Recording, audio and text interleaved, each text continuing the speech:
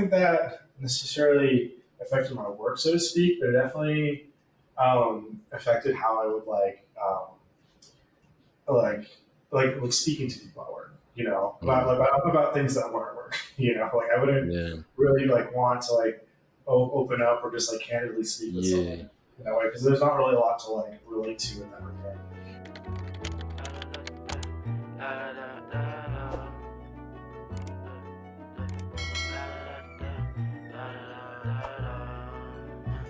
Welcome back to the Computer Keys channel. I am Marquise, and today we're back with another episode of my tech story interview series. This is something I started to show that there's a lot of different ways you can get into tech, and today I got Adrian with me. We met way back in 2017 bootcamp. Did you? Yeah, 2017. Yep. Revature bootcamp. So it's been a while. Like I just kind of keep up with you over social media and everything. We did do an interview at this point like 2 years ago, but it was over Zoom and like the quality just wasn't there. So I appreciate you doing this again. So we're just gonna kind of do what we did last time. I'm gonna start off with you letting people kind of get to know you a little bit. So, and you don't gotta remember everything I'm saying right now, but I want you to kind of give the rundown. So we're gonna start with your name, age, location, hometown, race or ethnicity, fun fact, and then like some interests that you have like outside of work or outside of tech and what you do. Okay. All right. So for starters, my name is Adrian. I just turned 30. I'm Mexican, and then I currently live in Chicago. I've been in Chicago for almost 4 years now. And then, fun fact, I am one of 7. So I have 6 brothers and sisters. And then just a couple other things I like to do outside of work. I like to bike, read, play piano, and video games as well. I think it would be the sum of a lot of my outside work activity. No, that sounds good. You missed your... So you said you've been in Chicago, but where are you from originally? Where's your hometown? I was born and raised in California, specifically the San Fernando Valley, so like just outside of like LA proper. And you've been in Chicago, you said 4 years now? Yep. Is that only for work, or is that because you really enjoy Chicago? Initially it was for work, and then I really do enjoy Chicago, but ultimately I feel like I'm getting my fill of the Midwest, so I will probably end up moving back to California at some point, or elsewhere. I don't really see myself anywhere on the East Coast, to be honest. So that's why I'm like, well, probably just in California. But if something else comes along though, that I'm like, another opportunity or something, on the East Coast, I wouldn't be opposed to like, checking it out. So, Revature was in Virginia. Was that your only time on the East Coast? Yeah, it was. I visited, I visited the East Coast plenty of time. Like being in the Midwest, it's a lot easier to get over there and just like see a bunch of stuff. But yeah, like living on the East Coast, Revature is my only time. Oh, that's crazy. So your first experience, you out there doing the boot camp. We're gonna get into like when you did that in your journey and everything, but I guess you didn't really get to experience like living there during the winter because it was like summertime when we were there, so I guess it wasn't too bad. But I'm curious about like what you did after Revature, but we'll get to that. And then you mentioned some stuff. It sounded like you're like big on like outdoors type of stuff. So you mentioned like bike riding and stuff like that. So being in Chicago, especially during the winter and stuff like that, do you feel like you miss the Cali weather and like that kind of? Yeah. Well, it does help that I'm fully remote, so what I've been doing the past couple of winters is just going back to my parents in California. It is a little bit, like training a bit of my soul for like staying with them, but there's also sunshine and other things to do.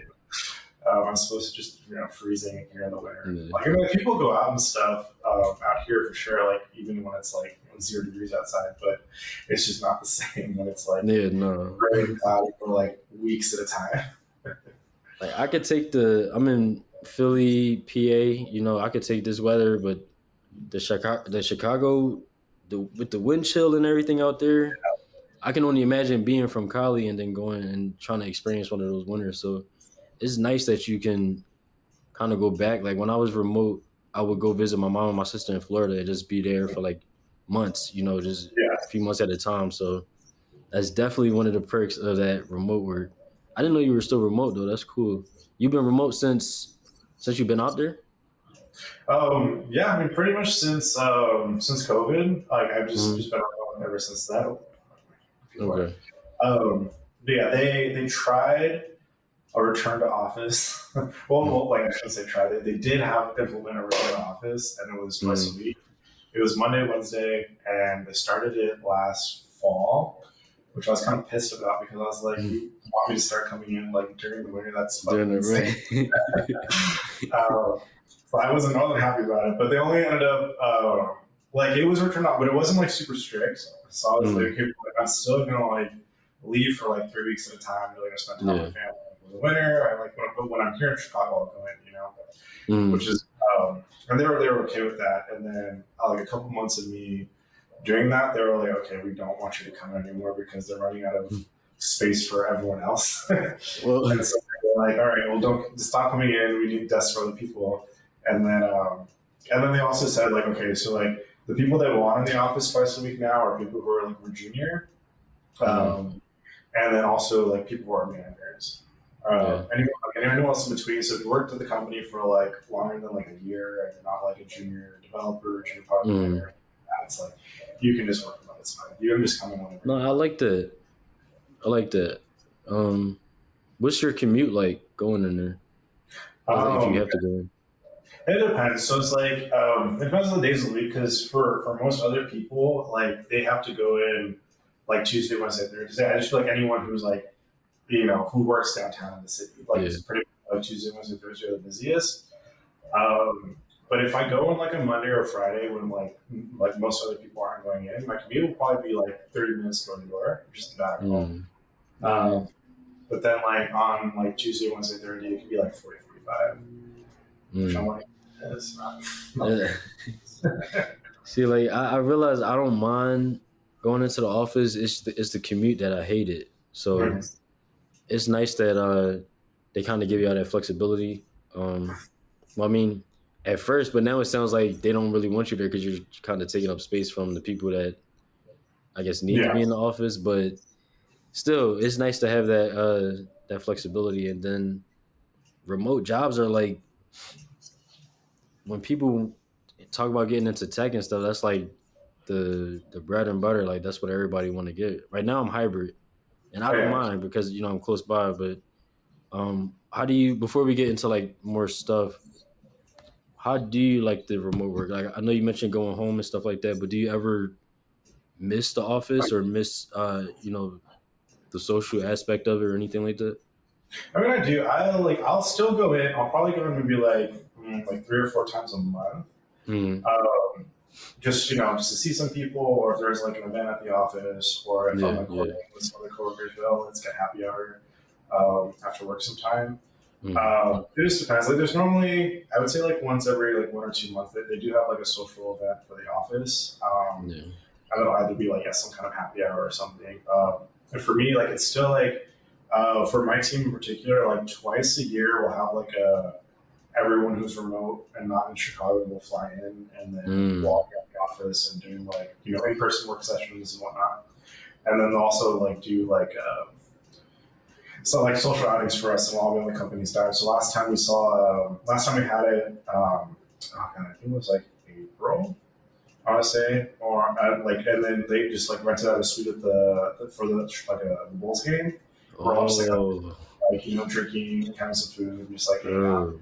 oh. Yeah, so like they do stuff like that, which I do appreciate. No, that's I cool. make sure Yeah. like otherwise I'm like I don't really want to go to the office though. See, that's the no, that's what I'm talking about though. It's like you get in the best of both worlds, kind of the perks of being in the office, which is that stuff. That's the stuff I like the most. The holiday parties, the Yeah. the free lunch sometimes, or events like that, especially. Like I love that type of stuff. And then Oh yeah. I'm definitely not having to go in. What'd you say? I'm definitely racking up the bill as far as like alcohol goes. I'm like, it's free alcohol. Right. I love me a sponsored lunch, yo. That's my favorite. But all right, yeah. So that could take us into the next one, which is what do you do and for how long? So more of I guess your role, and then for how long, and if you feel comfortable a salary or like a salary range maybe for people. But yeah.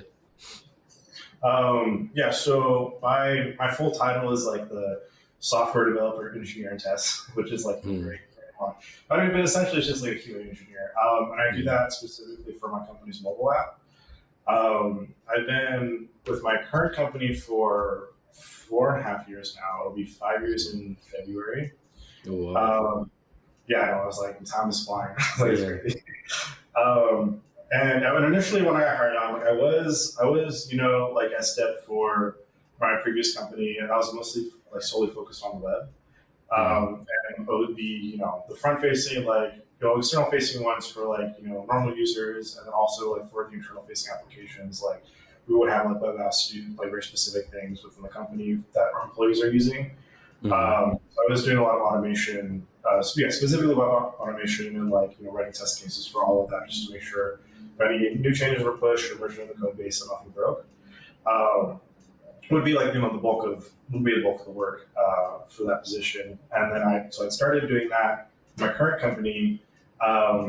But I was like it was 3 weeks into it when the director of QA was like, hey, like we don't have anyone to like do a QA position for the mobile app. Is that something you'd be mm. interested in doing? Oh, that's Um, cool. yeah, and at that point they had just started up the mobile app, so it was barely a mobile app. What it was just like they had like all of the navigation, like like the hamburger button on the side for the menu, open up the thing. Mm. Like that was the only part that was like React Native, and then the actual screens themselves was just web pages being injected into the app. Oh, I see. Yeah, yeah. Yeah. So it So wasn't really like yeah. Right. so that's what the state of it was when I had gone to it. And so I was like, well, I mean, I can't really like it's not really I can automate certain things like aspects of it, Mm, but a lot of it was trying to find a framework that would work with React Native for it. And obviously, Appium is like the super popular one that everyone uses. But for me, not knowing anything about mobile app QA automation or anything, yeah. I was doing some research and I was like, it would be the easiest thing to spin up. And I did find um, a framework that is specific for React Native and its automation called Detox. I never heard of it. So I mean, I hadn't either. So I was Mm, and so I found it, and it is specific for React Native. There's definitely pros and cons for using it and not using it. mm, But initially, me not knowing anything, I was like, well, if it's for React Native and that's what the effort named, like, let me just go and use it. And it seems pretty easy to spin up. So I had started that process, did a proof of concept, spent like 2 weeks with it, showed it to my manager. I was like, hey, like, is this what we're looking for? Is this what will work? They're like, yeah, okay. So like now figure out how to get it running in the pipeline. And I was like, okay, mm, shit. I don't have I kind of knew like CI things, but like not really. yeah. So like, this was like a full and then like spin up the project, get it running in the pipeline, have it running against Yeah. it's something I had never worked with before, and we use Circle CI as well for like our CI/CD What is stuff. it? Circle CI. I never heard of them. That was pretty popular, but that's I knew that like it's like Jenkins, it's all Yeah, like this. yeah. I know Jenkins or GitHub, Bamboo. So Yeah, I'm gonna have to look into that one.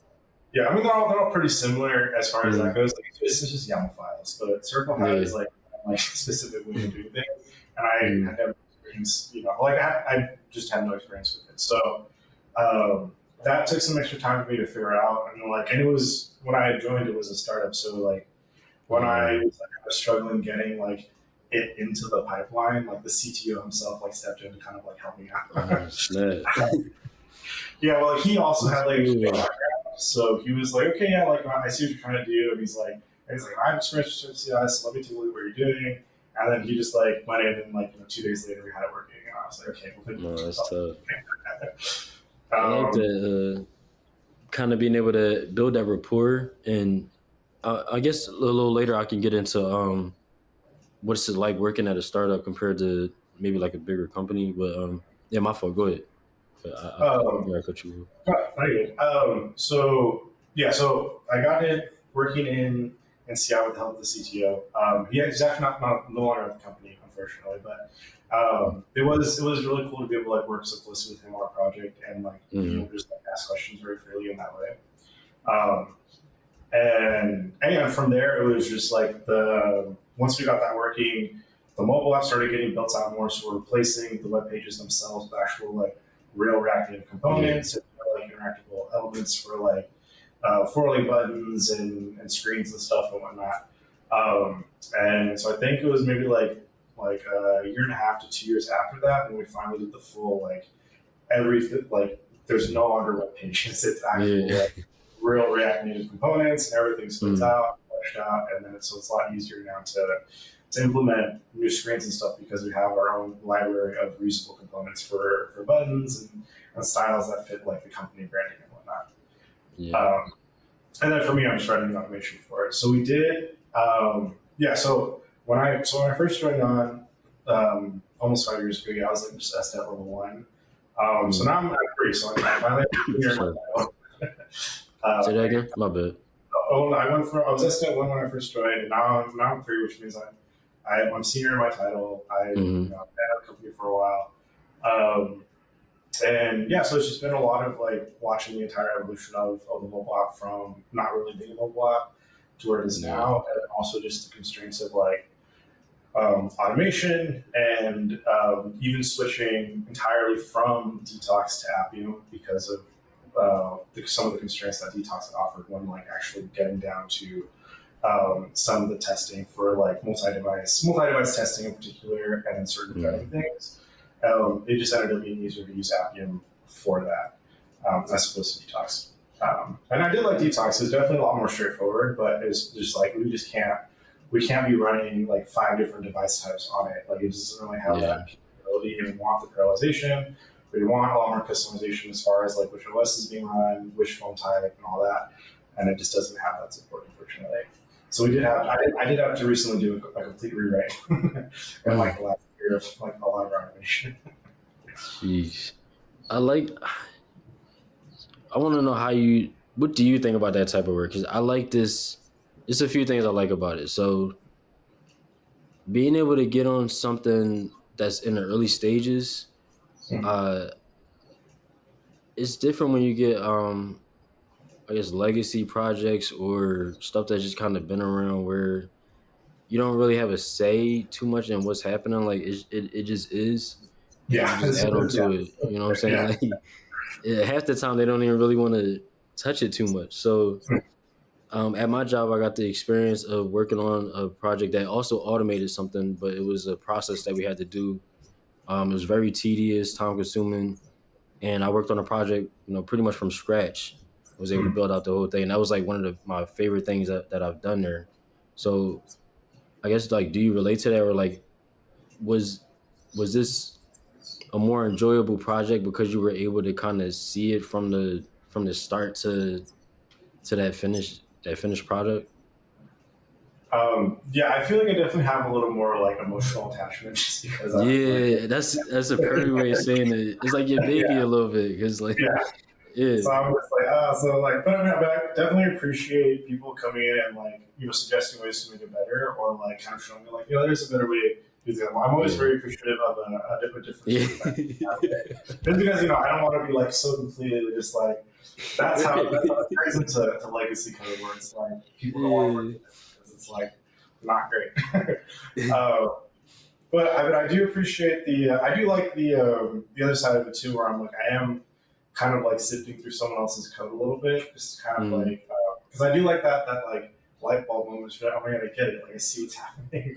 I can see that too. So I mean, I do like both aspects of it for sure because sometimes like with like the new stuff, it's also frustrating getting it working. That's very true. Yeah, so it's hard to not get discouraged sometimes. Where I've been looking at this for a week, and all I would just see is like red all week. Or like sometimes I see green, but I'm not entirely sure why, and I just like need to figure out why. I'm like asking for like advice from people, but it's still at the end of the day, it's but I'm like the main like QA person for the mobile app, so it's like I can ask for advice, but it's like I'm still like if anyone asks for like the mobile app stuff for QA, they were just going to be right. I can't ask I can ask myself. Yeah, that's fine. that's pretty cool. That's interesting because you kind of filling. My fault. I'm trying to get to the notes. You kind of filling a role. How do I put this? You're filling a role and like learning it at the same time. I think because it's like you come in as a dev one or whatever. You know you're gonna be doing entry level type of code changes. You know, maybe updating some objects, doing some QA, some early testing. That's how I got started. Was doing test work. HP Quality Center. That was my first thing out of Revature. So you kind of know your job a little bit more, but it sounded like you had to teach yourself a lot of what you had to do. I guess if that's the best way to put it. Oh no, for sure. And like it because we recently just hired someone else who's a mobile QA to kind of like help me out, just because the workload is getting too much. Yeah, I bet. And even going through that process, it was very like eye opening to kind of see that like there's really like not that many people who has this like very specific set of experiences with the mobile app. And so that was eye opening, but also I was like, okay, so like maybe like if I was to be get thrown out into the job market, maybe I'd be fine. That was also a little bit comforting to see, but also kind of crazy because I was like, really like. They don't. I mean, for some people I talk to, it's just like the way they have it, like split up for stuff is very like the QAs only do QA testing, but whereas with me, like I do have to work with a lot of like the CI/CD stuff, and then like making sure it's working in the pipeline, checking that stuff out. So it's a lot more hands-on than most people's experiences, I think, and that's just probably just the nature of it being a startup and being very like my company is very like you should show ownership of like everything that you do and be very, comfortable in that way to be like, step up and be like, yeah, I'm taking ownership of it. This is on me. I'll work on it. And then, just like you have that freedom to do it. No, that's just cool. I do want to learn more about all right. So before I do that, what were you doing before this? So we were in Revature 2017. So what were you doing? Because we're going to get into like your schooling and stuff in a little bit. So what were you doing before this and after Revature, after the boot camp? Well, yeah. So right after the boot camp, they I went through Accenture. Accenture was my like okay. Consulting that ultimately got us a contract. And it was me and like my cohorts. We all got trained to be SDETs, like all like 20 or so of us. Trained to be what? SDETs, like the QA like engineers. Like that's just like the software developer engineering tests, but like people. Okay. but it's just QA engineers basically. And so that was like we're all trained SDETs, and then they're Accenture with their OEM with a contract. They want like a big group of like SDETs to come in because they're switching from like waterfall to like agile. And so they want like testers on each team to like help with automation, like speed up that feedback loop, because before with waterfall they would just do all the tests right before the actual release. So like we interviewed with the like engineering manager for Sally Mae, that's who it was. Like we met with the people for Accenture, but then we interviewed with the engineering for Sally Mae. We all of us got the job, so we all got sent over to Indianapolis with like maybe 3 other people getting sent to like Massachusetts. Yeah, you did go to Indianapolis. Yeah. I forgot. Yes, I was. I did have like a unique contract through them that was like for a year I was with Accenture, and then the next year I did get a pay bump, and then the option to like work with Sally Mae to like directly with them. Instead of being a contractor. Yeah, so I was only a contractor for a year with Sally Mae, and then I was full-time employee after that. And then I think I was like 2 more years after that with them, and then COVID happened. You know, we're working remote, and I was like, well, I feel like this is probably a good time to just like find another job in a city that I actually want to live in. I mean, Indianapolis was fun, but I never saw it as like I want to be here a long time. Yeah. I was like, okay, I think 3 years is plenty of time when we find somewhere else to go. I was surprised you was out there that long. I know. You went out there. I mean, nothing against Indianapolis. No, like I mean, I can definitely have things that I was against Indianapolis for, but overall, it was a good time. You know, I was like a recent college grad, like you know, it was my first job, and then you know, it's cheaper to live out there, and you know, like there's lots of breweries. There's you know some nature around. So I was like, okay, I actually do have everything I need. So it's not like I was okay with it. And then, but after a certain time, I was like, okay, I need something more. I need a bigger city. I need more diversity in my life. Right. Good. And then so once COVID hit, that's when I started like kind of like casually looking around for a new job, and then I found this one, and they hired me. Yeah, they hired me in February of 2021, and then but I didn't move to Chicago until like June of 21. Okay. And I've been here ever since. Oh wow, that's cool. Like having, I guess a couple jobs, or a couple companies, because I did like a bunch of contracts out of Revature. So I did my first one in Virginia, and then I bounced around a little bit once I fulfilled that. So I probably did like 5 or 6 contracts, like 6 months here, a year, something like that. So I liked it because I was able to get a sense of like different industries, I guess. Yeah. But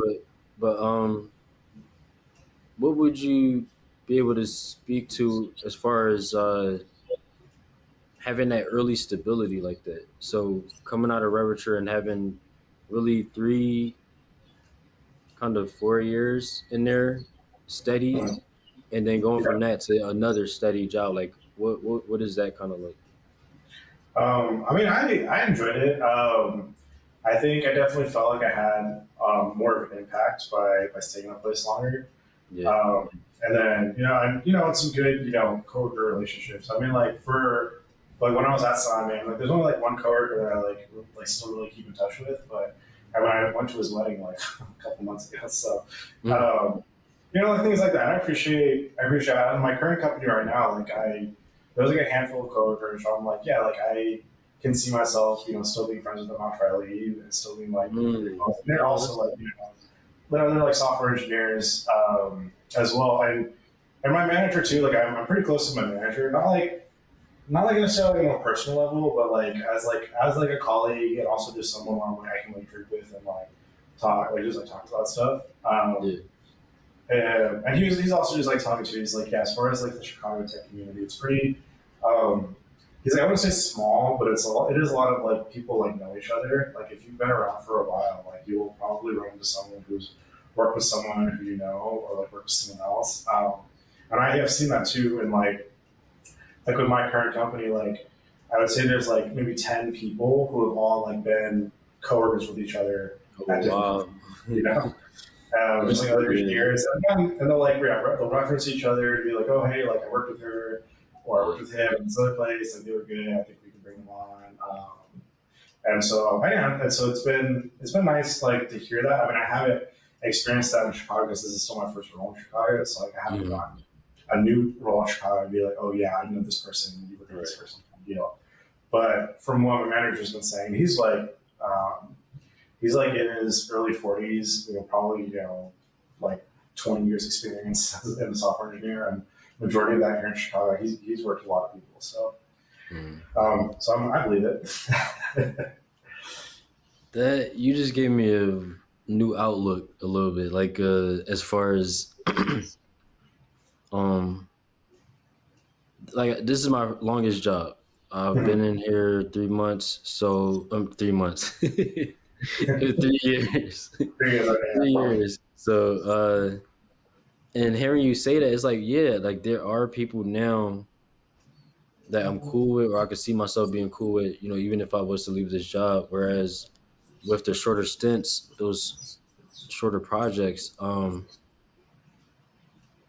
yeah, it's like it's not really a lot of time to really build that, especially when you're remote or something like that. Because a few of them Yeah, are fully remote, so there's no way I'm going to even fully like really know somebody like that. So for you to be as remote as you are, even going to events and stuff like that, and being able to build that type of rapport with people and even friendships, or um that outside of work you might hang out with them and stuff like that. Like, yeah, I think that's something that you kind of have to be somewhere for a bit to even establish.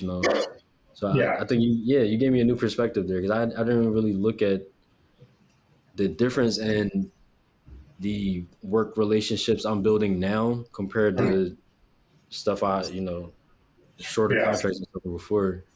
Yeah, well, it's not really something that I like had like thought about initially when I'm just like having my work relationships with the people that I currently have. Yeah. But thinking about it now, like because in the back of my mind I had been like kind of thinking like, okay, like I have been at this company a while and I do the work, I do know like the people that I work with directly. That's been Mm. very nice, but I do kind of like want something new. Like I think I just want like a new project, like a brand new, like it'd be more exciting that way to just like work with a new thing or new things about a company and just like um, I feel like I would make more of an impact in that way as opposed to just kind of like I know how to do my job. Like I know how to like completely do it, and that Yeah. does make it a little more boring some days.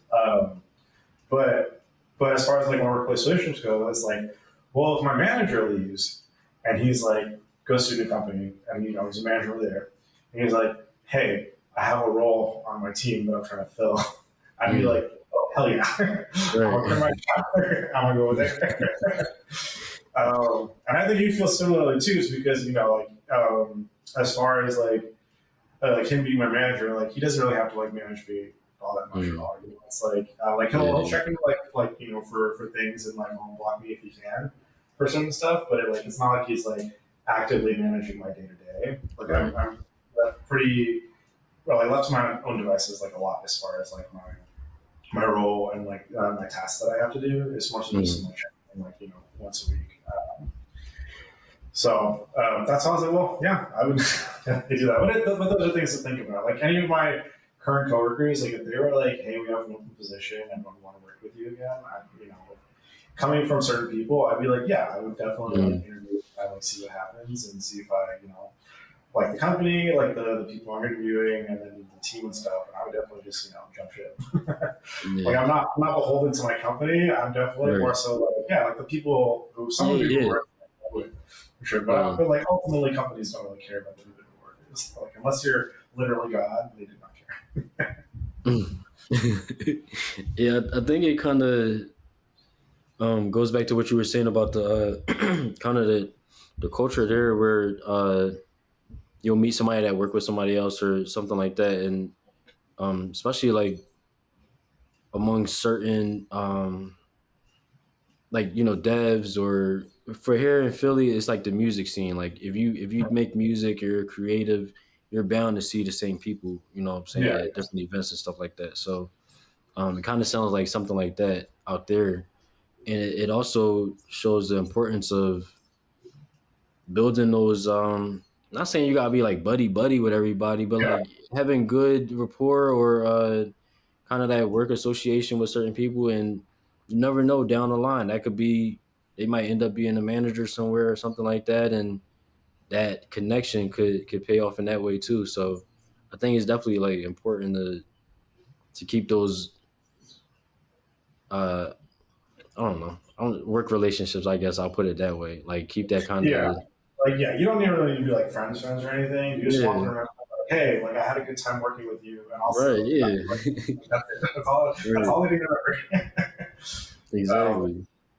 But yeah, that definitely does help in that way for sure. But I mean, like that shouldn't be like the forefront of your mind. Like Yeah. for Yeah. One thing is the main thing is just getting the work done. And then, yeah, definitely. That's number one. Yeah. Yeah. It don't matter how cool you are if you're not getting your job done. It don't matter. Yeah. It don't matter how cool you are. All right, so let me see where we at. All right, so next question is what or who first got you interested in tech? I guess yeah. I don't know if I remember asking you this. So yeah, what or who got you interested in tech? I want to say I want to say like tech in particular. Like so, I like growing up. I would spend a lot of time like on computers, like playing computer games, like RuneScape and like a lot of like MMOs and stuff like that. Yeah. I remember that that obviously was something that really like angered my mom one time because she was like, "What you're spending too much time on the computer? Like go outside and play or like do your homework, things like that." But so when I had gone to high school, I did have a teacher who was very like would just like constantly be like pushing like a math teacher, like push me to like like you can do better. Like it's a very hard like class, like it was like honors algebra 2, honors pre-calc, and calculus, and he taught like the whole like series at my high school. So he was like the same guy being like you can do it, like you can make Navy Calc, you can get like you can be an engineer if you want to. Like this is essentially like what he would push everyone who was in his class to do. For me, that's I was like I don't want to be an engineer, but when it did come time to look at the list of like degrees and whatnot, I just picked computer science. I was like, well, I do spend a lot of time with computer, and at this point, I am pretty decent at math, and I know it involves quite a bit of that. So I was like, let's just try it out and see. Yeah. So I took my first like the intro to computer science class, CS10, when I first got to college, and I ended up enjoying it. I still didn't really it took me a while to really put two and two together. Like, how does this translate to actual websites? Same. Because that first it's very rudimentary. It's this is a variable. This is how you add things. This is how you write a function.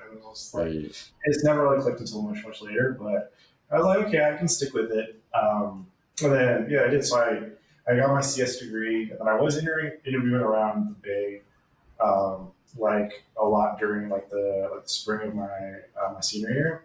And I was getting close for interviews. I interviewed interview and Zoom and a couple of companies, but I never actually ended up getting the position.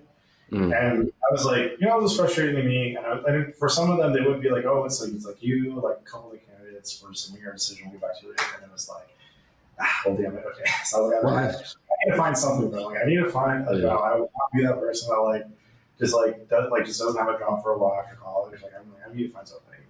And then Revature came along, and when they gave me their whole pitch and whatnot, I was a little skeptical first. I was is that really something I want to do? It doesn't sound real almost. I have to move to Virginia, get paid $8 an hour, and then and also it was the whole thing was kind of sounded ridiculous. But I was no, fuck it. At least it's something. And if they are actually placing me in a job, that's the only thing I need, and that's all and that's all I knew I needed. I was I just need my foot in the door somewhere. And as soon as I have that, I will be fine.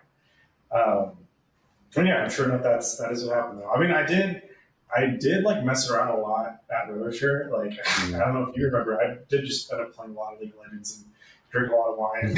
You did actually. We were roommates. Yeah, you. Yeah, I did not pay attention very much. I mean, I was passing everything, but it was I literally have the 4-year degree. This is I don't really need to study. And then for the projects, I would just pull all nighters and then show up the next morning and be all right, here's what I wrote, and then it would be fine. They passed the game. So all right, so I don't really need to do much. And then as soon as I got that first role, it was okay, this is it. This is everything that I had studied for and worked for. It's finally happening, and that was good. And I feel actually having the job made me it was that itself was also a very big shift. I do like the computer science part, the academic side of it. I think I found a lot of fun in, and then when it actually came to the actual job, I was oh, it's really it's not as difficult as I was imagining it would be. Yeah, true.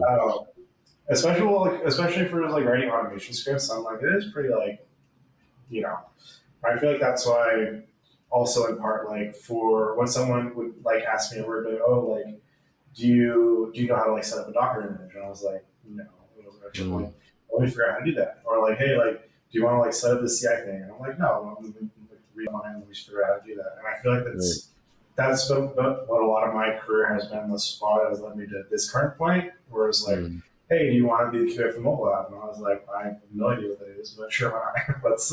I have no experience, but if you're willing to like, you know, put me on this role and like give me the time to figure it out, like I'll see what I can come up with. Yeah, I love that. That's a good mentality to have though, because that's how you get those extra opportunities. You know what I'm saying? Like yeah. just being open to them, being eager for that, and willing to learn. Like the fact that you're always ready to learn that next thing. Like I don't know how to do it, but I mean I'll figure it out. And that's my mindset too. Is like if they did it, I should be able to figure out how to do it. So I like that a lot. And then you mentioned my bad. I wanted to double back on something. Oh yeah, actually, what got you interested? So you mentioned the teacher, uh, and then the major. Was there anything else you considered, or like was it always kind of like um?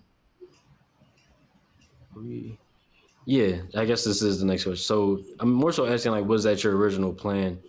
And if not, like what did you kind of want to do originally? But it sounds like you were always interested in computers, but kind of decided. But yeah, go ahead. Let me hear Oh yeah, I just well, no, there was no plan. I had no idea what the fuck I was doing. I mean, like it. that's why I really looked at that list of majors and I was like, I don't know, like because it's a massive list. Like if you look at any, college catalog, it's like there's a million things you could, study. Yeah. It's very overwhelming in that regard. But no, like when I was applying to colleges, the only like I mostly put I pretty much put computer science for like every single place that I applied to, and then there was like maybe one where I just put pure mathematics. So it was just one of those things where it's like I decided on it, and then once you make that decision, it's like all right, well I just have to. I see. Yeah, That's a risk. That's a risk though, because you could have hated it. You know what I'm saying? Like, yeah. Well, I think initially I kind of did. It was kind of like what the fuck, but I didn't necessarily hate it for the content. I think I hated it because everyone else seemed very sure of themselves, and then also kind of had like a very computer science background. Like I had met quite a few people who were like, "Oh, like yeah, I did IT at like my high school, like did like helping them debug things, or like my dad's a software engineer, or like things like that." I felt like I was the only one who like literally had no idea what the fuck I was getting myself into. That's how I was seated in that class, and everyone else kind of already knew what it was and what to do and what to expect, and I didn't. Something I've noticed about people that can code is that they like to feel smarter than people, or to some extent, like it's like knowing how to do. It's like knowing how to speak another language or something. It's literally Yeah. that, like that kind of feeling. So I think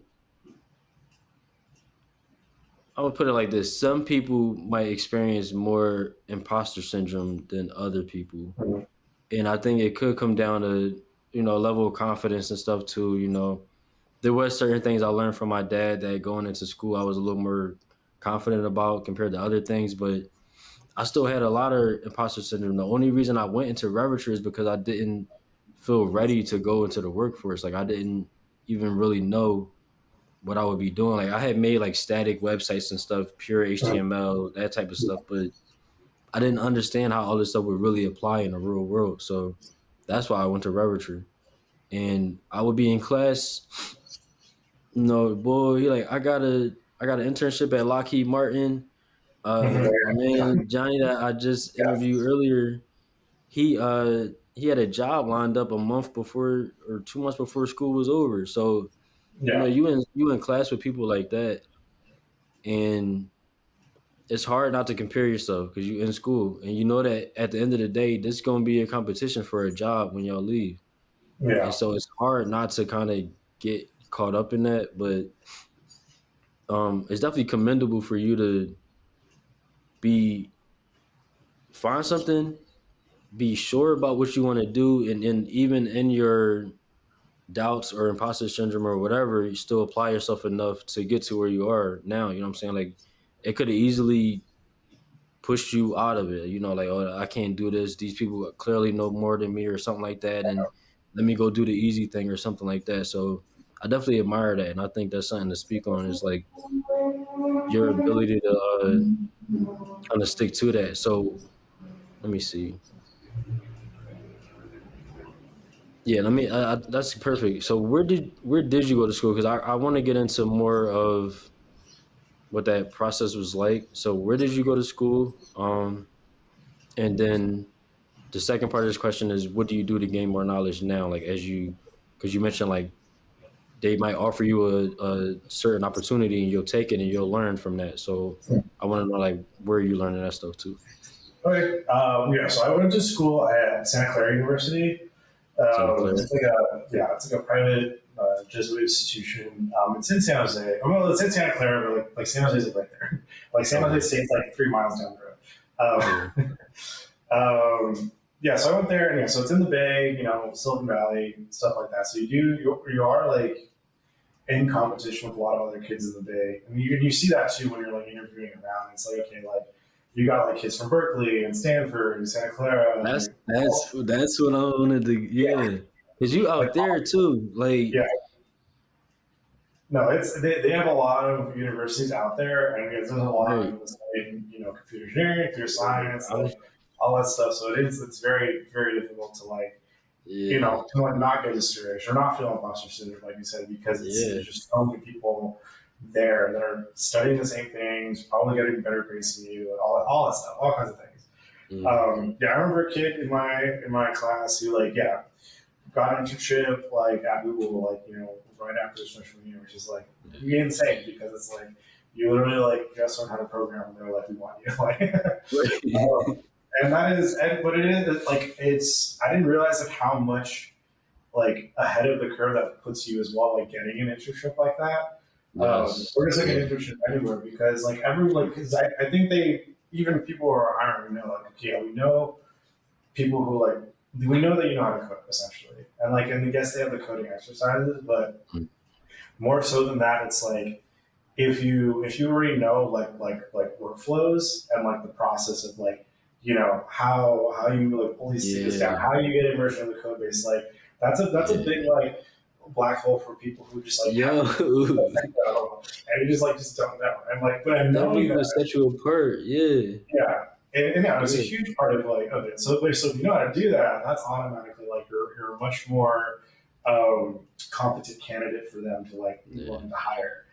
And for me, like I didn't really like have like an internship like over the summer, and so I was like, I'm interviewing around. I'm sure I'm getting like second, third round, but I feel like if I had already known what the process looked like and could speak to that as like being part of like an engineering team and how we push code and all that stuff, like yeah, I think I would have had a much easier time doing that. But I mean, like that's all yeah, hindsight, and I feel like that definitely would have helped with my imposter syndrome at the time. But now it's kind of okay. Well, I know how to do that now, and and Revature definitely did help with giving me that knowledge and getting me that first job. I'm like, oh my god, like this is what was missing. yeah, I was guaranteed if I had like known like then what I know now, honestly, I would have gotten I think yeah. at least a couple of those offers, if not more. But it's just But you just don't know until looking back.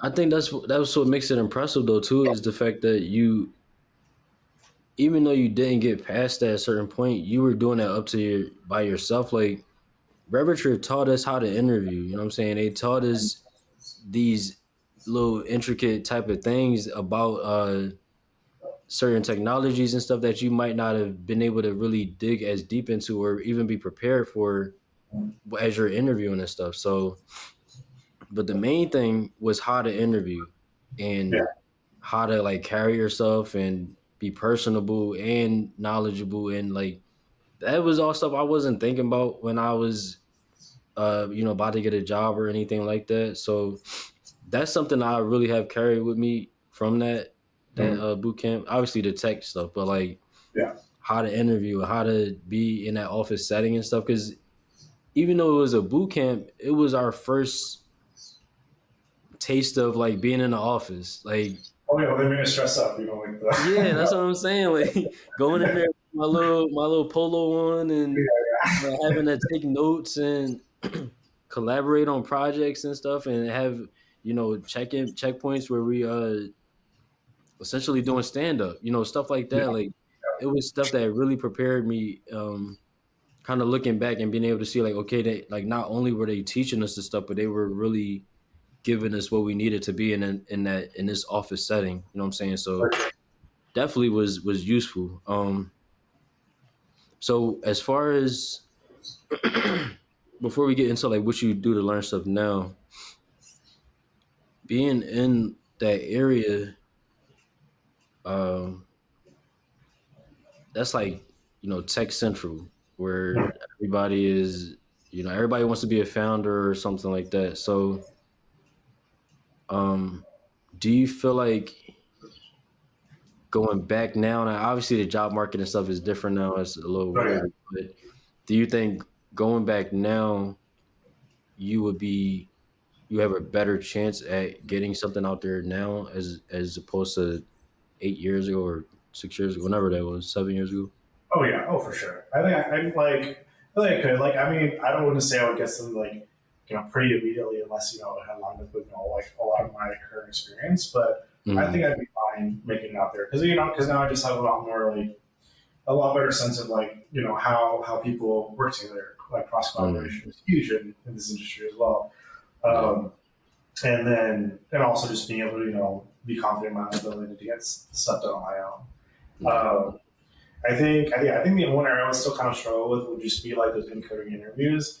I'm like, it's like I know how to code. It's like I'm not going to be sitting here with a piece of paper doing stuff. Right. But I mean, some places still really want that. Other places don't. But I think overall, I mean, I would be fine. But even now, because I've had to be on the other side for this current role that we just recently hired. I was being the interviewer for people, and that was very eye opening, and that just kind of like, if we're me sitting across from me, there were certain things that I wouldn't have been certain things I would have, just kind of like a mental note to be like, okay, yeah, it is different, like perceiving from the other side how someone else interview. That's definitely something like it's kind of a trip to see. Just like seeing someone's like extreme nervousness or just like the way they answer stuff, like kind of like rambly and not really getting to the specific. And certain things I'm just like, just like you experience by like doing it, kind of watching. Where I was like, and at some like when I was going through these interviews as like a fresh college student, like that was probably me, like just being like not super confident. You can tell, you can very easily tell like it's not confident in the interview. And then just the way they're speaking, carrying themselves, answering questions, it's crazy to watch. Yeah, I'm laughing because I've had some bad interviews, so I can only imagine. Like, there's been times where like I'll get into an interview, I'm like, oh, I did not prepare it the way I thought I needed to for this thing. Like, yeah. But I've never given interviews in that manner, so I'm sure that's probably a different perspective for you to, I guess, have a little empathy for them. But then also take away for how you interview for your next thing. You know what I'm saying? So yeah, for sure. Because there's no perfect candidate, but there is like me being the interview. Like there is someone that like I have in mind, right, for a specific role, especially for this one. Like he was, like mobile QA engineer, and that meant like specific technologies that I wanted like them to be familiar with. And so if they had it listed, I'd just be asking questions about that specifically. Or just kind of like we for an interview that we gave, like it was a technical interview, but it was never like us asking like coding questions. Like my company like hasn't really done that before. Even from when I interviewed, like it was never like coding questions. It was more so just questions about the tooling or like your approach to a specific scenario. How you think and how you would solve. It was never. It was never right. These lines of code down. Right. And so so I'd be like kind of talking about that, and then just kind of getting a sense of like their personality and like their usual workflow.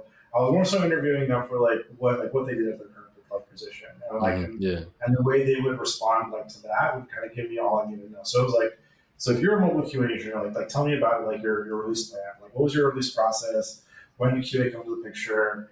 Like when were you writing test cases? What were the test cases you wrote? Or what was like an interesting thing that you tested? How did you do automation?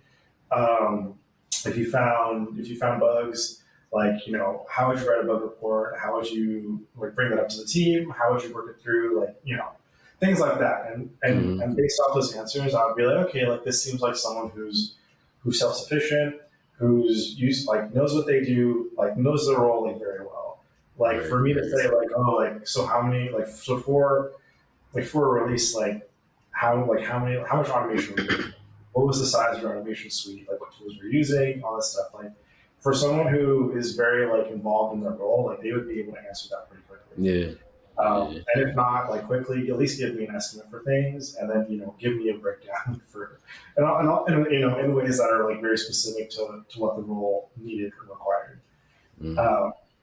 But and I understand people can be nervous. You might not even get that, but there is a certain aspect of like, well, you put it on your resume and you expect them to. Yeah. Like I wouldn't come like with pre-planned questions. I just like literally have the resume up and I was like, all right, can you talk about this? Okay. I see, yeah. Excuse me. Everyone's interview style is different. That's just how when I was doing it, that was my approach. I'm just like, let me just talk to me about your resume, let me hear your response, and then in your response, if there's something else I want to follow up or dig deeper on, I'll just, go from there. I do like it to be a lot more conversational than like your starting goal because you don't remember syntax. Yeah, that's my favorite type of interviews because, I mean, especially doing different languages and stuff. I got promoted like a year ago. For that interview, they had me coding a little bit, but I was doing a lot of work in TypeScript at the time, like a lot of front end stuff. Yeah. So they're telling me to do something in Java, and I prepared more for like a leadership type of interview where they're asking me like what I've done, that type of stuff. So I brushed up on some tech stuff, but not fully. And so they're asking me Java stuff, and I'm picturing TypeScript syntax in my head. So I'm like trying to convert it. I'm writing out at least the logic so they understand. And I'm like, look, I know my syntax might not be there, but I know what I'm doing. Like kind of, this is me knowing how to interview. You know what I'm saying? Because I got the job. So it goes back to that, like kind of falling back on my interview skills and being able to conduct myself and express that I do know what I'm doing, even if my syntax might be whatever. So this is my first time interviewing somebody that does interviews though. So I'm curious, I got a couple more little follow-up questions, but like, have you ever felt like you either passed up on somebody that you should have hired or hired somebody that you shouldn't have, or if you can't say it, then don't say it. No, I definitely because it's an interview process. So it was me and my manager, and then there was the overall director of the entire QA department. So she would do an interview. The two of us would do an interview, and then there was the recruiter would also like give his input as well. But ultimately it would be like the main would be the three of us: myself, my manager, and then the director of QA. There was definitely some candidates where I was like a yes, and they were no, and then they were no, or like I was no, and both of them were yes, and then I'd have to be like no, like, well, because it's different for them. Like they're like, resume looks good, like they're technically strong and whatnot. And I was like, okay, but like I just don't see myself working with this person day to day. Like I have to be the one to like put up with it. And they're like, well, yeah, that's what your manager's for. Like if there's any issues, you kind of like address that. And I was like, okay, but like I still have to deal with it every day. Like it is a little like, and for me, there's certain things where it's like I wouldn't say like red flag, but it's definitely something I noticed. And some of these people we were interviewing were like, older. Like we weren't like hiring for just not a junior position. It was like senior level position or like even the lead they were trying to fill. Or we'll do like a level 2. And so I just remember there's maybe a couple of people like like, we'll ask them a question about something, and they're like describing like the process for automation, but doing it in a way that's very like, I'm like, like, do you think I don't know how to like do like the one-on-one basics of like automation? Like it kind of comes out like a little condescending if you're like explaining the very basics of things, and then also like conducting yourself in that interview kind of like that way, like you're talking to like, people who aren't like very experienced in the role. Like kind of pompous or like yeah, I would say pompous. It's more so just like you're adding a lot of like fluff and detail here that like you really don't need. And to me, yeah, and to me, it's kind of like, well, either they're trying to prove that they know the subject, which is like, okay, like I feel like, there's better ways to go about it if you just answer the question in a higher level as opposed to going back to like the actual line of code that you would write. Things like that. But if you also do that like multiple times throughout it, like I'm just like, okay, like I don't know. It seems like this person would kind of like I'll be working with them. They'll try to explain to me how to do my job, and I'm not a fan of that. Like you don't need to tell me how to do my job. There was another person we had interviewed, and she was going to be a level above me, but she wasn't going to be my manager. But she was going to like we're both going to report to the same manager. But I was like, look, like from this interview though, it sounds like she wants to be my manager, and so I'm going to be a no. But they're both yes, and the two cases that happened though, the one guy he got hired on. He worked for maybe 3 weeks and then left. And I was like, look, I told you. You were right. Yeah. And even though it was like vague reasons why, and so my manager and I talked about it, and we kind of like the conclusion like maybe he never actually fully quit his other job. He was kind of like seeing like how this would be.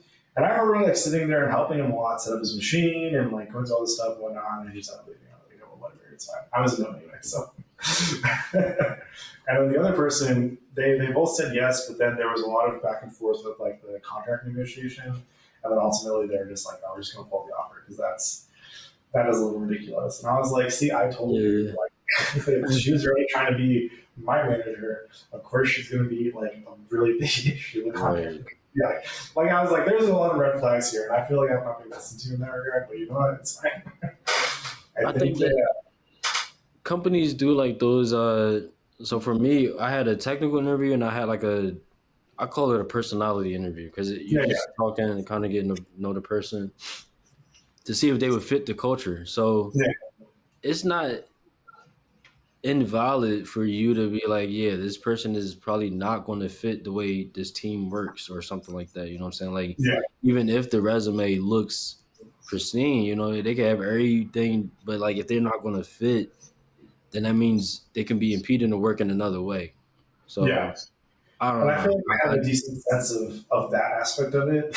That's why I'm more so conversational with it, because otherwise I'm like, I'd be like, they can probably learn if they don't know, or I can teach them.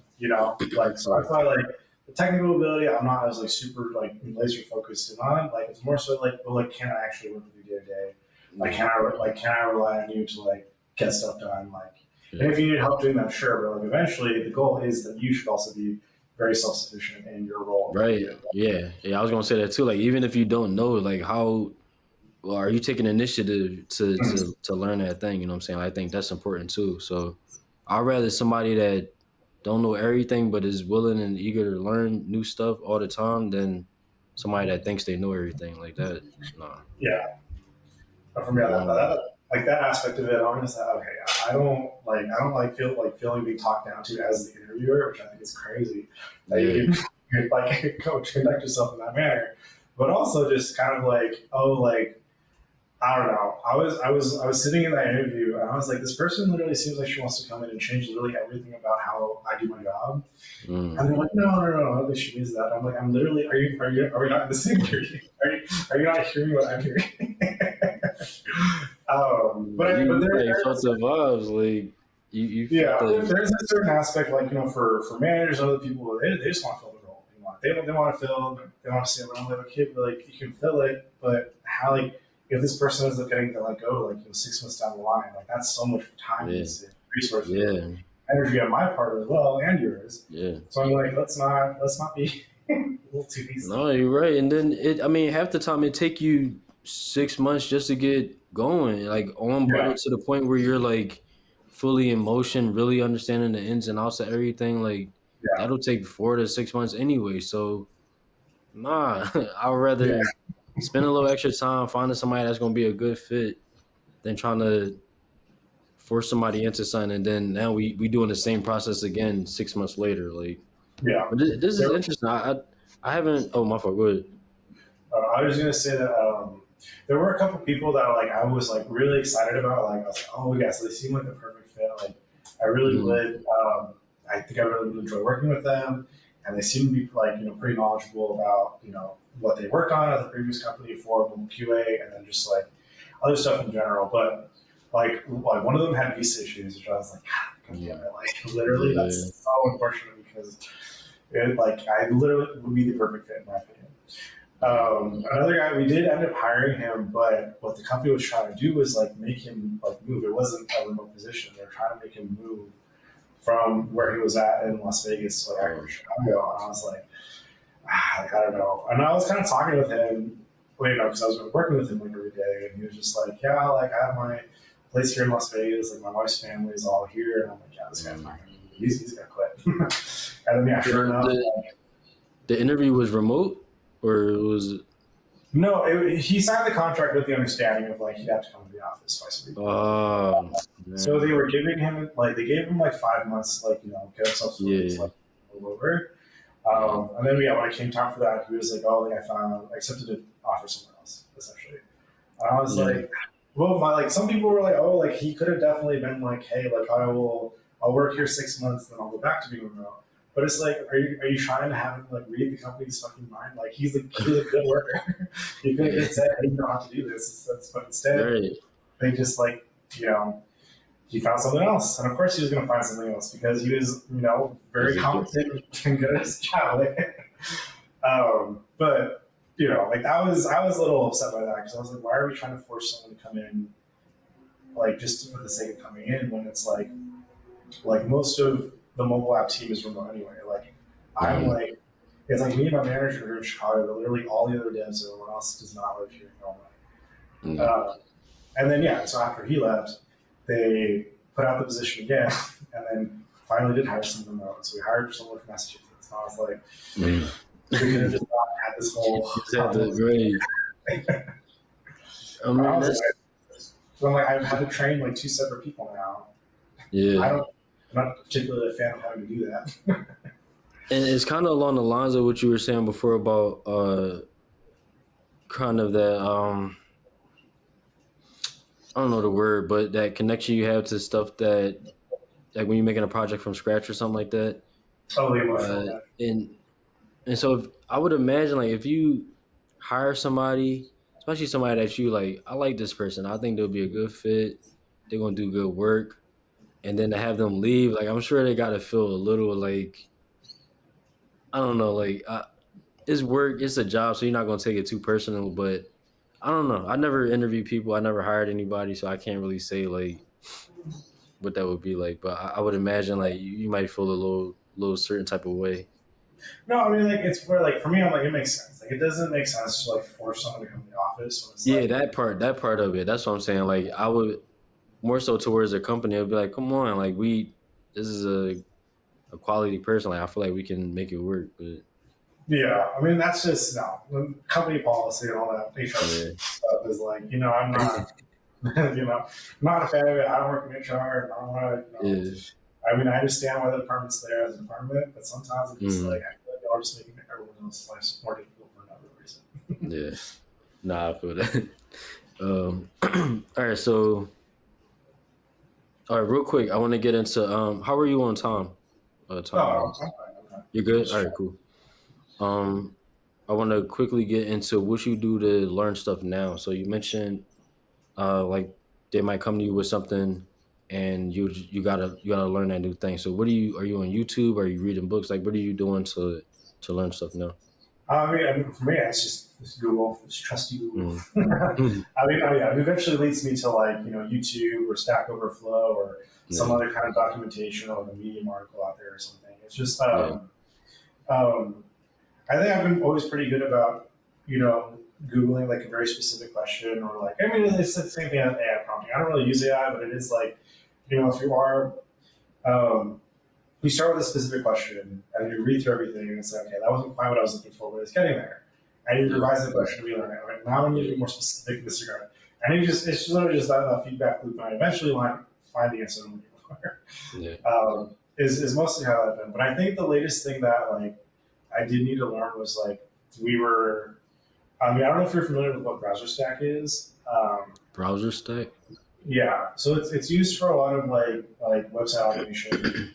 For things like so you need test all different kinds of browsers like Chrome, Firefox, all different kinds, and then they have for the mobile app they do have like a real device testing suite, so you can test like on real I like iPhones and Android phones. And they have like a device farm for that where you can run your application on it, and then go through your normal iterations for different device types and different OS versions, and that's just kind of how you're like, all right, we're covered. Like we're not. It's not likely we're gonna have an issue for something that's like on like iOS 14 with our application.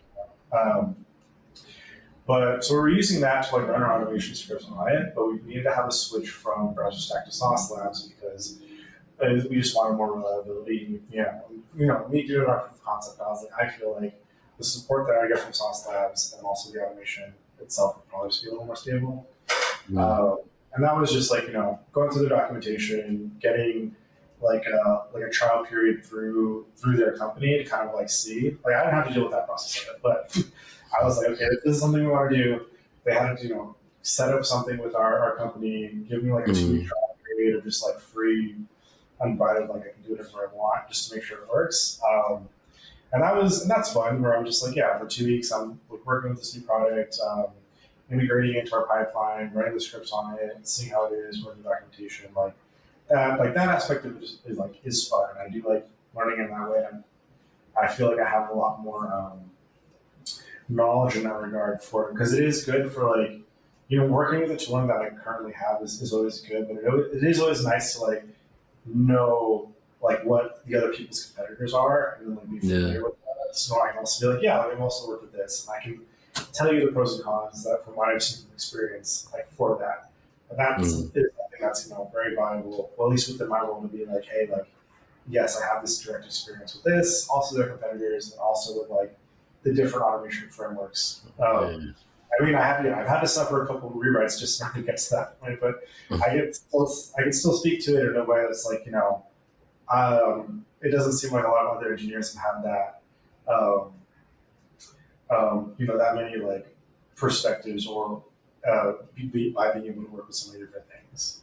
Yeah, I like to kind of how do I put this? Like you're learning like one thing, and then like the competitors of it's like me using like a Premiere and then like a different type of editing software or something like that, and it teaches you because you're learning. You're using a similar thing, but in a different way, I guess. It's giving you more insight on like what it's actually doing. So like using a pipeline for Jenkins compared to Bamboo, behind the scenes is doing integration, is deploying and stuff like that. But the inner workings and stuff like that can vary and everything. And I think knowing how to configure this and then configure that, and both things kind of give you a better understanding of what it is you're actually doing. I never thought about that. Like it's like I need to learn the technology. I'm learning that technology. I might see alternatives, but I'm not really going to spend too much time with that. But I think certain stuff is worth it because you get a different sense of how this can interact with your application and what it's doing to the application as a whole. Like, damn. No, it's definitely good. And then to be able to just kind of like see the differences and certain limitations for things. That's also definitely helpful as well. Because I have to work closely with like the like, so we're on browser stack now, we're using Sauce Labs. And so when I'm working with Sauce Labs people, I'm like, okay, well, like Sauce Labs is great, but like, the browser stack did have this one thing that I really appreciated. So can we things like that, right? Like, okay, yeah, like there's, it is definitely good to be able to speak to that, because also, yeah, it shows experience, it shows knowledge, it shows like, I care about quality of life aspects and not just right. Right. Yeah, I like that. And you also talked about Googling. I had Google on my resume, honestly, as one of my skills, because if you don't like knowing how to look stuff up or what your actual question is, like you can spend hours Googling the wrong thing and then use that time. Oh, let me plug this in. Let me try this. And the whole time, none of that is what you needed to be looking at in the first place. So just knowing how to get to the solution in the first place, I think is a skill. So I'm glad you mentioned that. All right. So you're going to get into this next question. You mentioned earlier that you are Mexican, right? You said. So I want to know what your experience has been like as a Mexican American in, it's more of a white Asian dominated field. And also, if you're comfortable, I wanted to get into how it's been as a openly gay man. Like, how has that been?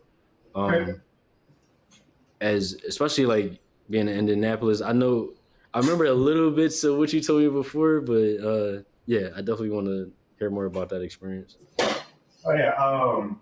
Yeah, so like even in college, like me being brown and studying computer science, everyone just assumes I'm Indian.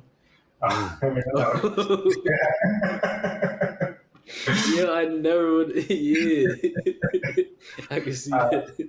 Yeah, no, it would happen very often. And I mean, even like in my like my work and stuff too. Like they'd be like, oh, like why are you Indian? But like they see my last name, like okay, but definitely even after that, talking to some people, it'd be like, oh yeah, like when I first saw you, I thought you were Indian. That's fine.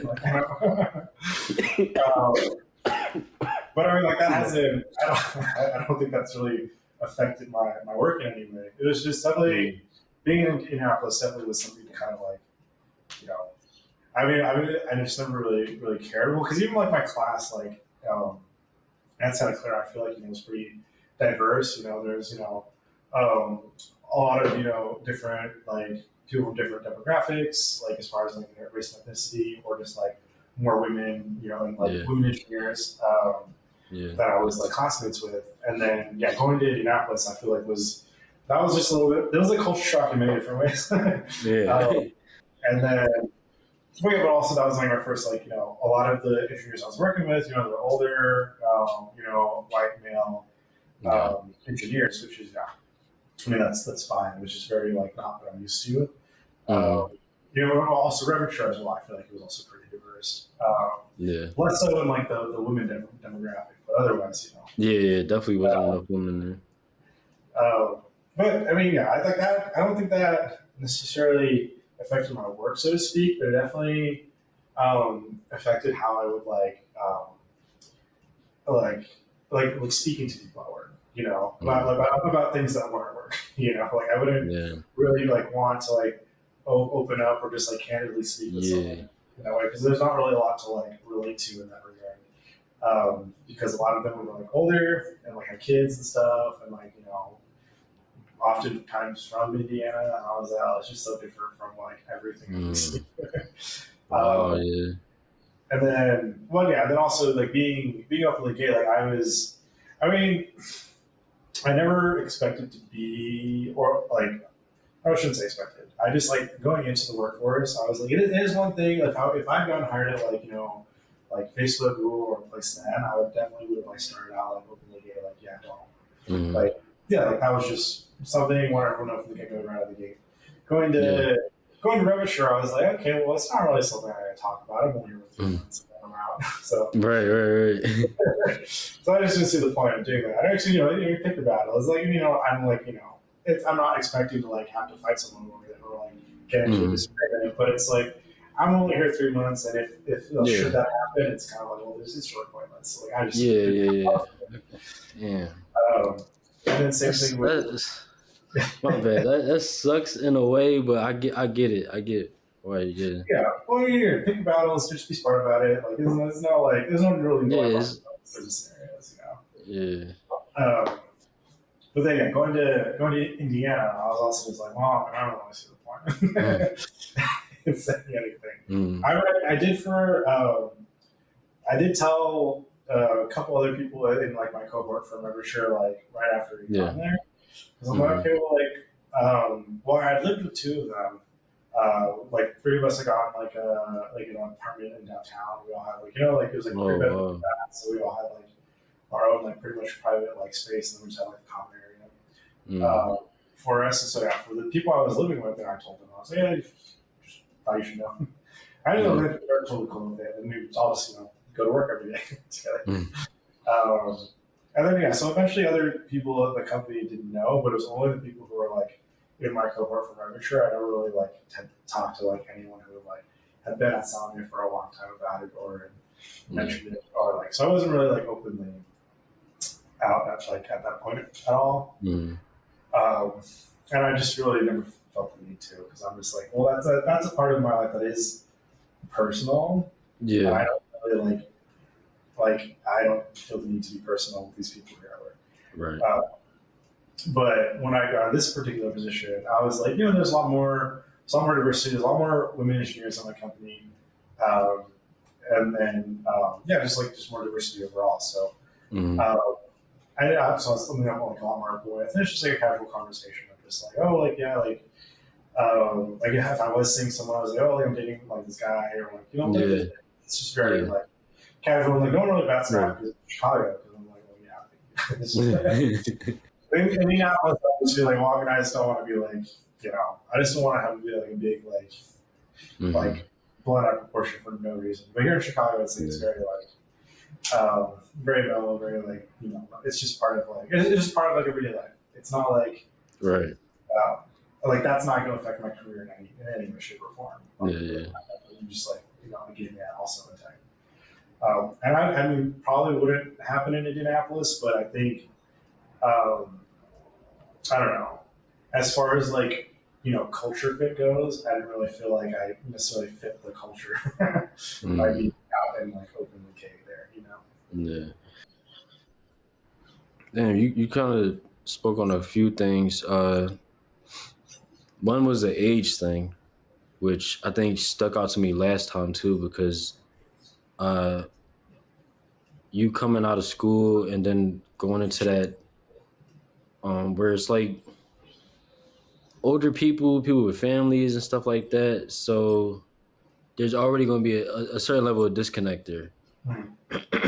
And then add to the demographic for that area and then your sexuality. It doesn't seem like you felt like you had to like, maybe, let me not assume. Do you feel like, trying to think of how to word this, like, not that you were, all right, I got it. Do you my bad, did you feel stifled or, I'm thinking of a word that kind of means like, did you feel kind of alone? I don't know. Maybe for lack of a better word, did you feel like alone out there? Like, kind of. I mean, you had the people from Revature, so I think that's good, right? Like, like I've never thought of like work as a place where I'm like I want to be like like close friends or like super tight with anyone that I'm like working with. So I think I was a little more I would say guarded though as far as what I would say. They're just like and not in the way that I would like out myself necessarily, but it was more so just like I'm like, well, I probably just like shouldn't be talking about this to like my coworker who's like I'm not entirely sure if they would understand or wouldn't. And I mean, and that's okay. Like it's totally okay. It's not like I'm like trying to have them be part of my life in that way. Like this is just they're just my coworker. It's fine. I don't. They don't even know everything that's going on in my life. I don't even know anything that's going on. Right. No, that's true.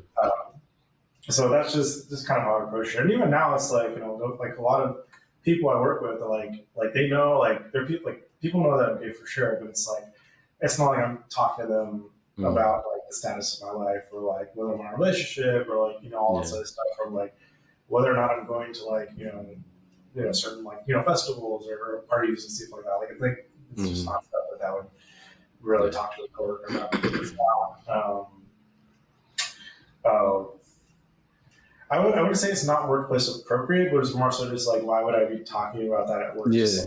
You're just my coworker. Like there are certain coworkers where I could talk about those things and be like really like friendly and candid with, but that's not everyone. That's maybe like 3 people at the company, that I'm like more closer with, and it's not like, just like throwing it out there for everyone.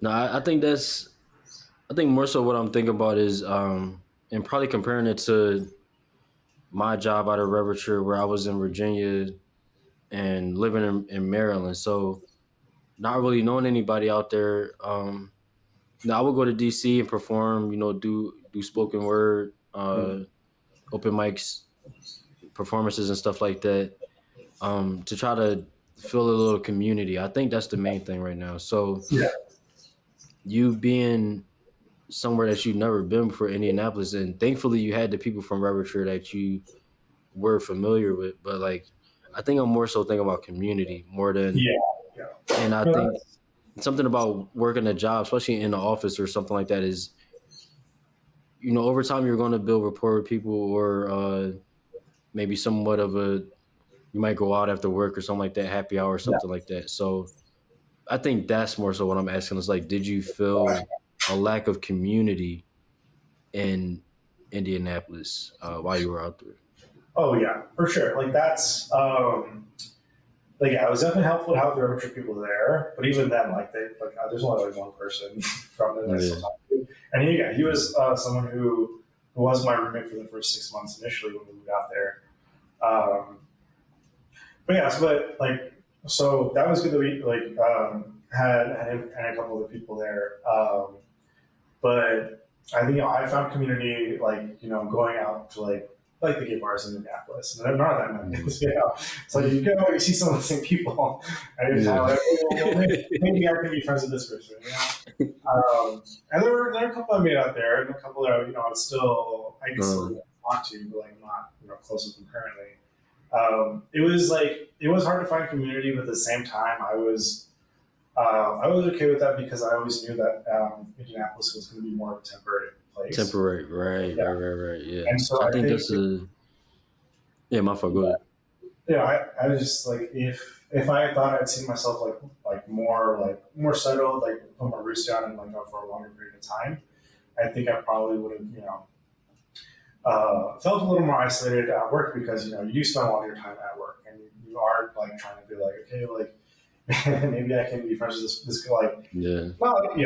I always consider a coworker friends to be a little different. It's after you leave, and it's okay, well now I'm not going to completely let my guard down. And it's not I don't think anyone who I'm friends with at work would actively try to get me fired or anything. But there is a time you still just want to be mindful. There are you just never know. And so in that way, I definitely felt a little more isolated, but. I also see community outside of work for sure. Yeah, I think that's very important. I even signed up for a softball league that one summer, just trying to meet people and stuff.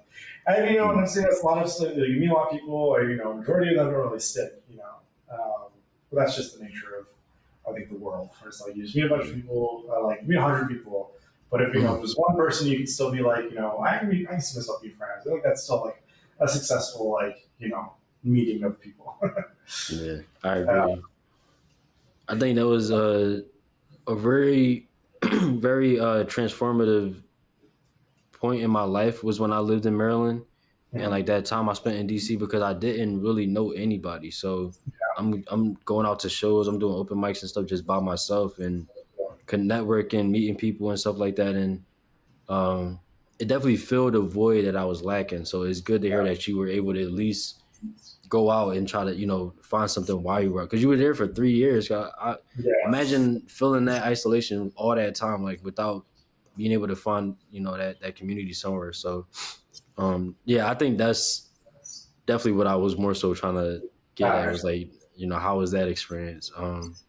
Yeah, I mean, I don't know. I think for me, community has always just been a little harder to find. Like I'll Mm. make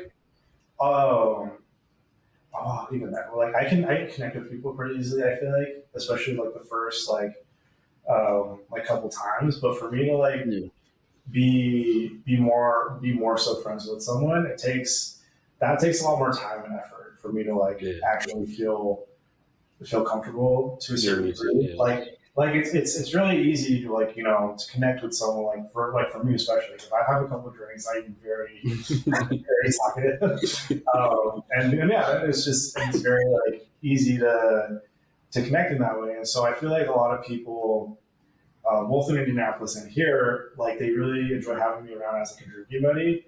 But then it's like, oh, but like they don't really actually want to like dig deeper to like get to know. And then yeah, also maybe it's partially me as well, like for not explicitly stating that.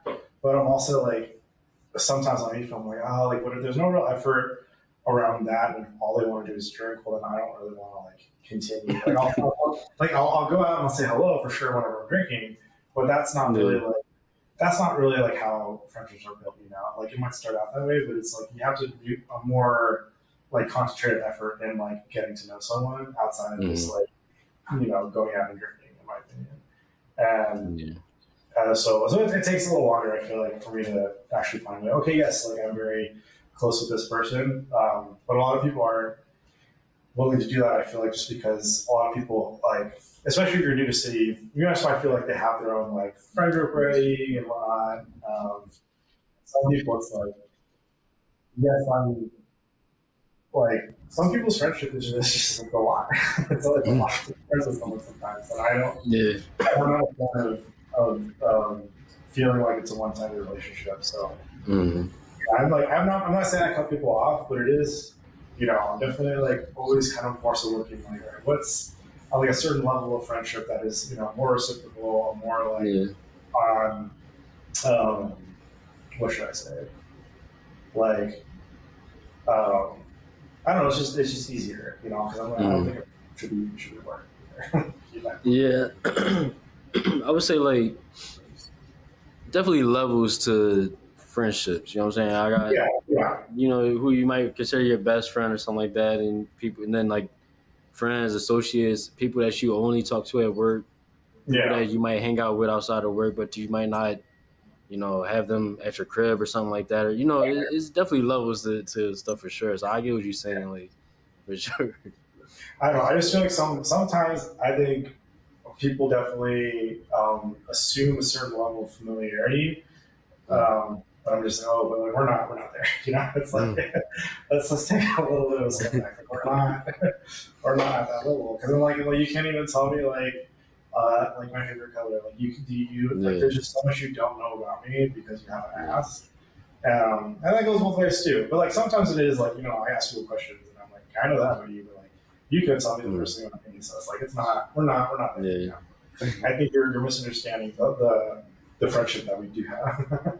yeah. No, it's definitely a balance in there, and probably with everything, whether it's work or relationships, is a little give and take, and is also making sure you're not overextending yourself or getting burnt out Yeah, too. So I think that's all important. Like even as you're trying to find community or build community with people, you're not trying to overdo it or overextend yourself or do too much. I guess for lack of a better yeah, word, but yeah. Like trying to I'm not trying to just be friends with someone just for the sake of just to I just friends. exactly, Yeah, yeah, like yeah, because exactly. doing that definitely compromises like myself and then I feel like I'm changing myself a little bit just for the sake of Mm, fitting in, and I don't really right. need that. I don't need to do No, that. that's important, and part of that is just knowing yourself too. Like Yeah. knowing your boundaries, knowing things that you don't, Mm. or even as simple as you being in Indianapolis and feeling like you don't have to. Uh, it's like yeah, I can interact with these people at work, but I don't have to have this extra thing with them. Like I understanding that stuff is temporary. I think Yeah. is a mindset that a lot of people probably need in certain times where you feel like like imagine if you were just stuck in a rut that whole time because you felt like you couldn't find that community or something like that. But understanding that you're not going to be here, you know you're leaving soon or Yeah. after a few years or whatever. So having that understanding, I think, has gotten me through a bunch of stuff, like certain living Yeah. situations, or even when I was, being broke at times. You know what I'm saying? Like just understanding that it's a temporary moment. So Yeah. that's like one thing you said. I'm glad you mentioned it. No, I think one of my when stuff is like difficult, I'm just like I'll be on the phone with some friend, and I'm just like the only way out is through. I just have to keep repeating it. Right. And then it's like I don't know when it's gonna want to be through it, but the only way out is through. You're gonna keep pushing though, like, and that's perfect because that takes us to the next thing, which is adversity or stuff that you had to overcome. So I'm curious, like, you settled pretty early on what you were going to do, but it sounded like you did have like that imposter syndrome at times and stuff like that. So what are some obstacles or adversity that you had to overcome to get to where you were? Yeah, I think a lot of it is, I'm sure everyone mostly has this in tech. It's a lot of just like being at war with yourself. I feel like Yeah. in a lot of different ways. Because even like working with other people, it's like you could be working with someone who's like, this friend's kind of dick, but you still have to work with them. So it's like, okay, like you're not gonna change that person to not be a dick, but you can change your approach and kind of change your mindset in order to be like, like at the end of the day, I do just need to get this done. So like, um, how do I change my end of it in order to get what I need out of this person? Like, is it better if I use an email? Is it better if I Slack? Do I talk to them directly? Like, how do I engage with someone in a way that's like, at the end of the day, I need to do my job, and this is part of it. I think that's definitely a source of adversity is working with difficult people, just kind of trying to find ways. But it's kind of like with the book program. You see a lot of red before you see green, so you just got to try a bunch of different stuff. You see red. Yeah. And then for myself too, it's just like not giving up for sure, but also just like knowing when to take breaks. Like it's definitely there is a lot of like what is that? Like you see a lot of diminishing returns very quickly for if you're just like banging your head against a problem and you're not like taking breaks or just taking a moment for yourself to just like it does help for like completely like reorienting and shifting your perspective. I think is like mandatory for like being in this industry. And and just not taking stuff too personally, and just kind of recognizing that it is a team effort. And whether or not someone thinks they're on your team or not is entirely to them. But but at the end of the day, it's like you do have to get a job done, so you do have to act professionally and just not take it personally. In a lot of different ways, I think. And I feel like that, but even then, like that does come with its own sort of like share of like adversity and dealing with stuff. But I think, and I'm grateful that that's my only real source of adversity, like at least right now in this role that I have, is more so myself, and then just kind of just like working with other people to get stuff done. But lately, like a lot of the people that I've been working with, like, are very knowledgeable in their role and their job, and so like that rarely ever occurs where I'm like, oh, this person's being a little difficult, or this is taking longer than I thought, things like that. But it's so it has been really good. And this job has been good to me lately. So I faced a lot of like issues. A lot of it has been from like myself being like, oh god, like I want to get this done, but it's just like like I definitely get in my head about like, oh my god, like, are they gonna fire me? It's like it's a very like irrational like reaction that I have just because I could spend a sprint and I was given the sprint to do it, but did I that's so extreme. But that's where my mind goes. It's like, oh god, and it's like it's just something it's not funny, but it's funny. Yeah, but that's like I think lately I've just been a lot like my worst enemy in a lot of ways, because it goes straight to like the worst thing, as opposed to be like like my manager. I don't think really cares whether or not because then like what like sure it'd be nice to get it done this sprint, But if it gets to the next sprint, I don't think he really cares that much. It's not the end of the world, right? Yeah, unless it was like super, super critical, which are like not like think the things I'm working on aren't critical, but it's not like, you know, unless this is done in 24 hours, like companies crash and burn, you know, like, it's never like that.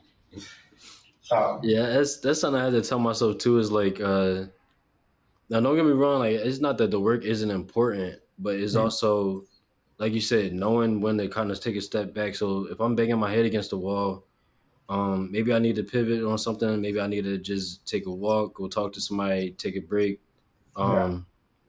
That being able to keep yourself sane and not burnt out is like part of the job. I think at this point, I think I'm realizing that. And then hearing you say this too is like, sorry, acknowledging like when you got to get out your own way, I guess.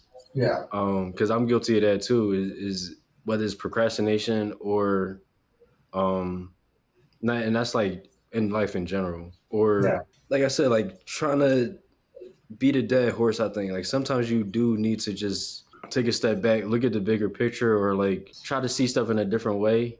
I definitely relate to that for sure. My fault. I didn't know if you had more to say to that. Oh no, I mean that's pretty much it. I mean it's good to like just like not think about it sometimes. Because I definitely had a moment where I was doing like what was it? I was like setting up the test suite, and I was like doing some organization for stuff like where to pull on page objects, stuff like that, like a lot of like that like rudimentary making a database kind of thing. And I was like, it was like for a design pattern. I was like, God, I feel like there's a way to do this to like where I can only have it in these two files and everything else can just import it from here. And I was just like, I don't know what it is. And so I like closed my laptop, had dinner, and then I didn't even and I was like at night, right before bed, and brushing my teeth, and I was like, oh my God, that's the command. I pulled out my phone and I typed it down real quick. Exactly. I was like, okay, that's for tomorrow. But I know I just I just look at that line of code and know exactly what I need to do tomorrow. So exactly, yo. See, I can't tell you how many times like something will pop in my head. I'll message myself on Teams so that tomorrow morning I can I can see it or whatever. Like so many times, or you'll be in the shower, you'll be sleeping sometimes, and it'll just pop in your head. Like sometimes you really gotta just take a break and take a step back. Because I'm like, I know it's in there. I just can't find it right now. No, that's hilarious. All right, so this next part, I'm curious about like where you see yourself going. You mentioned a few things, possibly going back to Cali, if another position or opportunity presented itself, you would be open to that. So where do you see yourself going like 5, 10, 20 plus years from now? And then also the second part of this is, what does retirement look like for you? So for some people, they might be consulting or whatever, but like, what does that look like for you? Yeah. That's a long timeline. But I mean, I think 5 years from now, though, I will be back in California. Barring any obviously if there's a position and an opportunity that I just can't pass up. It's like I will say yes. I've never been one to turn out an opportunity just so I can live somewhere comfortably. But yeah, because a lot of my community, my main community, is back in California, and I've known that for forever. And I'm just so at a certain point, living in the Midwest does feel a little bit like torture. I'm just like, God, I would have to pay more money to live out there for sure. But my sanity and my social circle and everything would just be I would just have so much fun. So much fun. Yeah, I mean, you can't put a price on that too. So. Yeah. So I'm like, okay, I don't want to first. So for now, let's just kind of wait and see. My job is good. I think they would let me keep my job and move. I have mentioned this before. Some of the higher ups kind of be like, hey, I think eventually that is something I want to do. And from the reaction I received, it seemed like they were okay with that. I'm not entirely sure, unless it happens, and I'm not sure that actually is. But I have already mentioned that to some people. So I think it'd be fine with it, but I think even after I did that, though, I think I would kind of just want like a full on like a reset almost, and that would eventually come with like a new job. Um, just kind of like fully like close out like a certain like chapter of my life, like here in the Midwest. I just want something new. Whether I would stay in like mobile QA or not is something I haven't super thought of. Just because I mean, like, I do like it, I do have the experience, and I do have enough experience now where like, I have written, test suites from the ground up, just like make something out of nothing in that regard. Yeah. I think, I could work for another startup doing that. I could work for another company that if they needed that to do that. Like there are plenty of things I could do with that experience, but I'm not entirely sure if that's like my next step, so to speak. Because I don't think I'm ready to like manage people. I really think I am, maybe I'm not. I don't know. I think the idea of management isn't super appealing to me yet either. Yeah, me neither. Yeah, because it's a lot more meetings, and I've always been someone who's like struggled to stay awake in like 8 meetings and classes. It's always a problem. Like even at like high school, it's just just fall asleep in classes. It wasn't like I'm disrespectful or anything. I'm just like it's just hard for me to stay awake. But so I don't know. I'd probably just be a manager for falling asleep. But I mean, I don't drink coffee. Maybe I'll just drink coffee. But anyway, so back to the 5-year plan. Probably in California. I think I only have like, well, now that I'm senior, at least in my company, like the next would be lead. And then after lead, it's either you go into manager or you become a staff software engineer. So I'm like probably staff software engineer because I would want to be a manager. But I think those jumps might be, those are probably a ways out,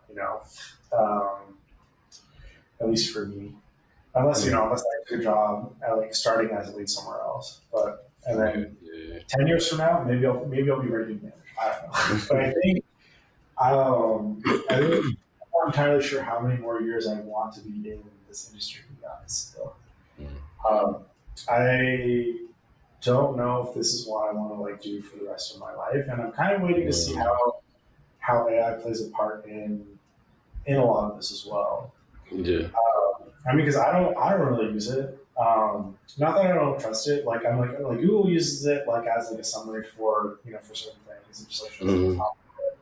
That can be useful, but I'm not someone who's like write all this code for me. Like I would. Yeah, me neither. I want to make sure I have a thorough understanding of like what I'm like looking at and doing, and I'd rather just write it myself. For now, I mean, maybe that'll change later.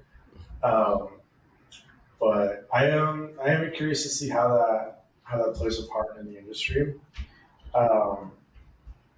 But yeah, I don't know. Well, something I was talking to a friend about was like, I think I would have a lot of fun being a bartender. Like I really would. And hopefully at that point, maybe like investments and just like savings and stuff would be enough to carry me through that where like, we don't have to work as much. Or, like work more part-time. Maybe just be a consultant. But I think this industry is not like my forever home, for sure. What about creatively? I didn't really get to talk to you too much about that, but I know you play the piano and stuff. Like, do you see yourself doing anything creative, musically, I should say? No, I mean, that's more of a hobby, and I would like to keep it that way. Okay. I don't see myself like digging further than just like spending some time just like on my own, just play this mostly for myself. Yeah, that's good. I think, anything else I'm like, I'm also like, I mean, the world could look very different in like 10, 20 years. I'm confident I will adapt as it comes and do what I need to do in order to get it done. So I never really have like a full on concrete like way far out like that. Right. I think, the main things for me would just be like, staying up to date, like for my work and then current events, and then also just like for myself personally. Like I've been trying to spend less time online and more time reading. And I'm trying. Trying is the big word here. But I've gone through some books lately, and I think it's been very helpful. Yeah, so like one I just read recently was called "When Breath Becomes Air," and this guy um, he was like chief resident like neurosurgeon at Stanford. But then in his last year, he finds out he has like stage 4 lung cancer, and then he like writes that. So it's like so he writes a book about like him coming to terms with like death and like and seeing so much death as like resident. Yeah, no, it's like it's real. Like this guy was alive. Like this was his last thing that he did before he died was write this book. It's not very big. It's maybe it's like 200 pages actually. Because I just finished it. It's like 200 pages. It's literally like almost this big. It's not. It's very easy. It's very like good to read. Obviously and emotional too. It's because like the whole time it's like he's gonna die and he's just like writing this book about jeez. Yeah, that's kind of heavy. It is heavy, but I think it's good though. I think I need something like that. I'm sure that gave you some perspective for sure. Like yeah, because like just like this day and age, the digital age, all that stuff. Like I do so much work on the computer, and I interact with people, sure, but it's like I think interacting with like and on a deeper level in that way, like like me being a reader, just like pretty much reading someone's like like dying words and then coming to terms with it, I think is more so the human connection that I want and I often find lacking, even though I'm like dealing with coworkers and other people and whatnot. So that's why I'm trying to be better in that way, because I feel like even with AI, like people will learn how to program and whatnot and know how to do stuff and whatnot, but the soft skills are going to be still continue to be very important. Like, are you someone that people want to work with? Are you someone that can help move things along, and not necessarily just the coding, but just like organizationally, like how like a lot of how people interact with each other, I think will still continue to be very important for the day and age. So you don't want to be like feel left behind. No, like I don't want to be like that weird coder guy in the basement. I just like talk to AI all day to like get stuff done. Yeah, just, like, no. I can't have a conversation with the person. So and you just never want to become like a jaded, callous person. Like that's like I can like see myself not wanting to become that person, but there is a certain amount of like activeness on my end that I need to take in order to not have that happen. To not be, Because this world will, try to grind you down and try to make you a very cold-hearted, like, cynical. Yeah. So you want to make sure you're not becoming that. And I think by reading tough stuff like that, and that will give you perspective, and be like, wow, like the world is vast, and I'm just, I am a small part of it. I'm very glad I wasn't like, for him, this guy was like, I can't imagine spending my entire life in school, like in med school, or like neurosurgery, and then like literally about to graduate and finish, and then be like, you're going to be dead in like 2 years, like that's I can't crazy. Sorry, I'm gonna have to read that.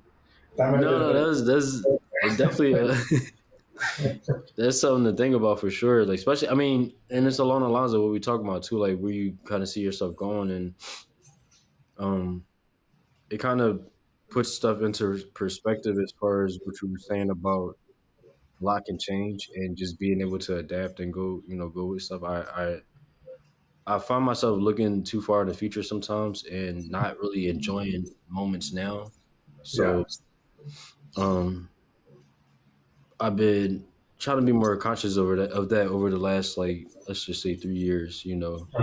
Just being more, uh, you know, appreciative of these moments I'm having now and stuff that I'm able to do now that I used to look forward to doing. Because at this rate, the stuff that I'm looking to do 5-10 years from now, I'll get to that point and I won't even enjoy that because I'll be looking 10 years from then. Yeah. I think it's definitely something to think about. And even though it is heavy and I ain't expect that, that's something, I kind of needed to hear that. Like, to the extreme of putting, your whole life in school, and then that sucks. But, yeah, I do.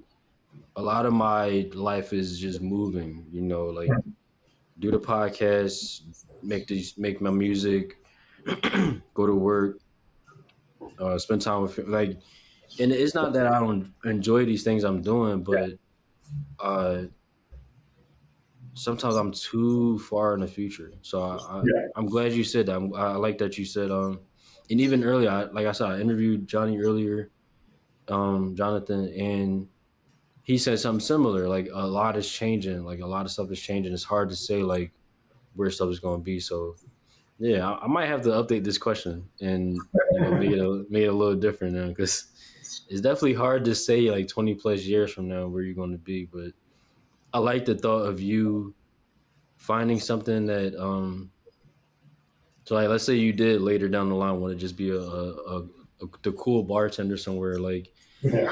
being able to get that social uh what's the word, like connections out, being able to have that. I think that'll be like, imagine going from what we do, sitting at computers all day and stuff like that, to you flipping the bottles and all Yeah. that, shaking the joints, like yeah, like I think that would be a cool thing to see, like in a big contrast to like what we do now. Like, so I love that you mentioned something about like this not might not be like your final step, or ending off in this field or whatever. Because who's to say that we got to do the same thing forever? You know what I'm saying? Yeah, So no, yeah, definitely never really planned on that when I first yeah, started. But for now, it's good. I mean, the pay is good. I work with people. It's interesting. So I'm like, yeah, like, there's mm, no real need for me to change that as of now. But it is something yeah, I think about where I'm like, I could, right, like, there are other things I could be doing, right, like, and whether or not I would enjoy them, that's another question. But there are other things I could be doing. But that's like, so I'm less focused on like my career, my job right now. mm, I will say that. I'm more so just trying to focus on like the other aspects of my life. Yeah, trying to make mm, sure that I am reading more, or I'm going to the gym, staying on top of like my health yeah, and my diet. mm, And then the work is just kind of there. It's just like one aspect of it that I'm like, will always be there for sure, but I need to be more of a conscious effort um, to do other things to do other things to keep myself, more mm, like hold myself more accountable, and make sure right. I'm continuing to be Yo, more open minded and you know it's it's like you was listening to the interview earlier. We talked about very similar stuff, like accountability, and especially in our 30s now. You know what I'm saying? yeah, Like being more aware of what you put in your body. How often are you working out, and not just putting in your body food wise, but then also like the you mentioned being offline or not on the internet as much. Like yeah, especially with how much we spend on the computer. So yeah, being more aware of the content you're taking into, like all of that stuff. Yeah, yeah. definitely. I think like as we go through our 30s and then approach 40, and definitely stuff that you gotta be way more mindful about. So yeah, For sure. Well, yeah, I because definitely relate to the well, what you said. because it's like the repeated cycle of like everyone's like we become the older generation and then we're the close minded ones Mm. now, and we're telling Yeah, people get out yeah, how long, like it's like yeah, I don't. I just don't want to wake up one day and be like, oh my god, I'm literally just like how my dad was. Like, mm.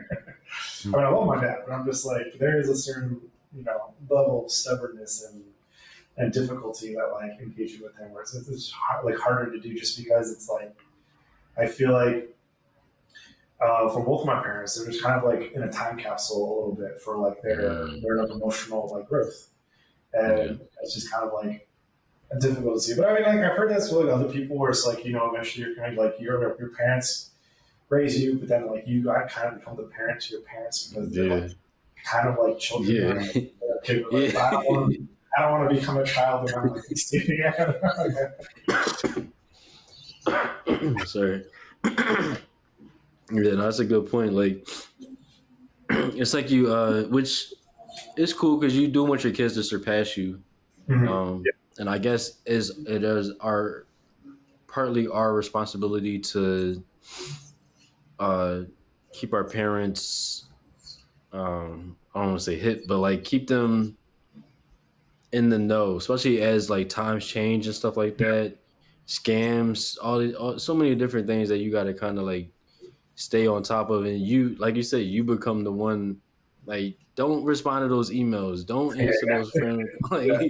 like come on, like that type of stuff. But yeah, now you touched on a few like some good points there. So I want to kind of get more into what tips you have. So this could be tips for somebody that's trying to do what you do, somebody that might have a similar experience where they're, in a place where they don't really have that community or something. Like what tips do you have for somebody then? And then the second part of that is uh, anything additional you want people to know, anything you want to plug or, whatever, anything like that. Yeah.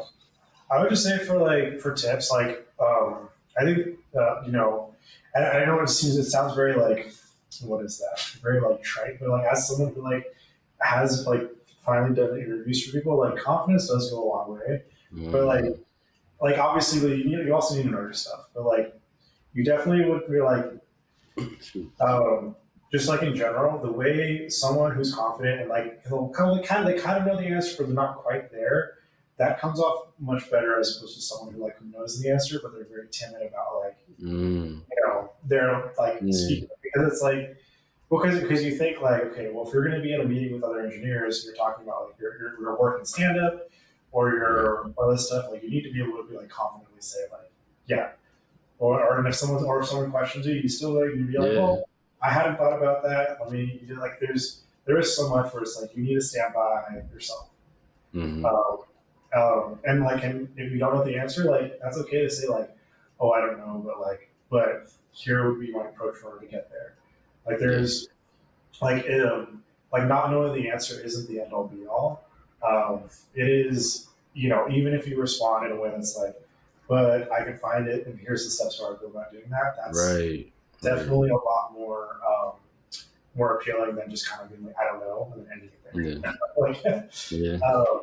There's that. There's definitely make sure you're studying and you're talking about, but it's like the coding isn't everything. It's the soft skills do play a very big part, especially like as you progress like through your career. Like every like entry level, like it is a lot more important to learn how to code, show that you know how to code.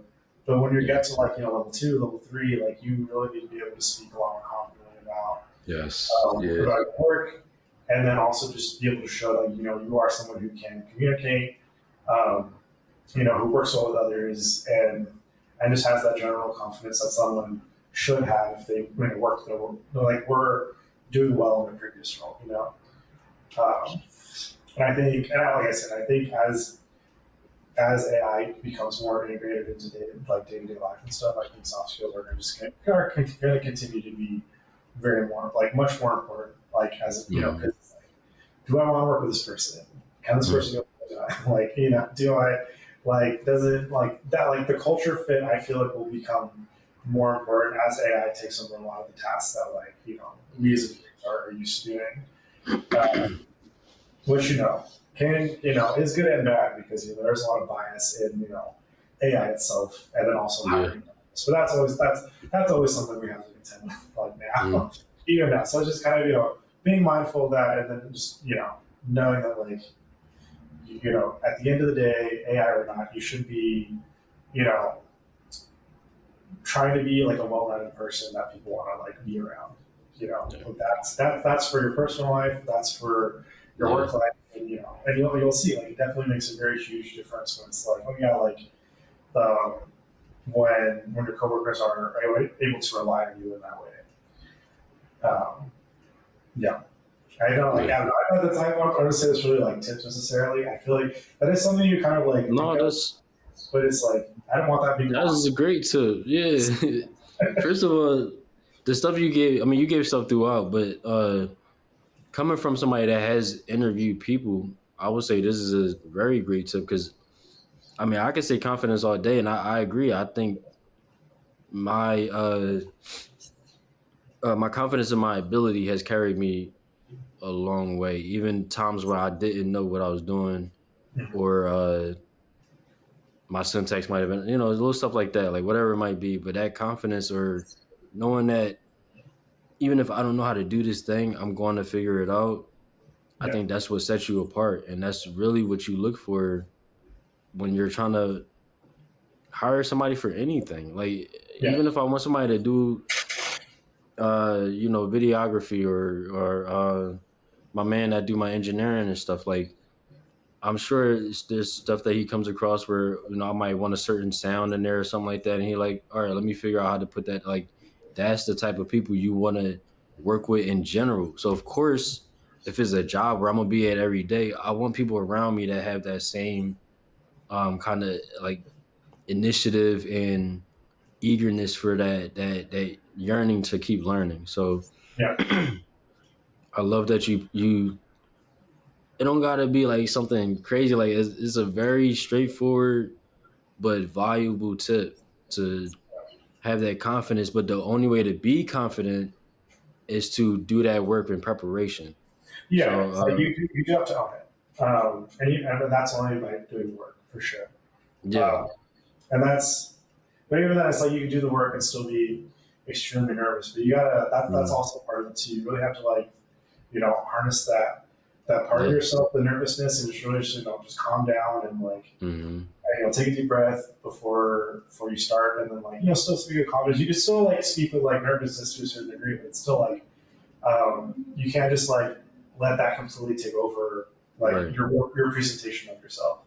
right, Um, like, because that part of it's a little like infectious as well. Like your confidence can be infectious in the space just looking at your nervousness. Or like, well, now mm-hmm. I feel anxious because you're really nervous. Yeah.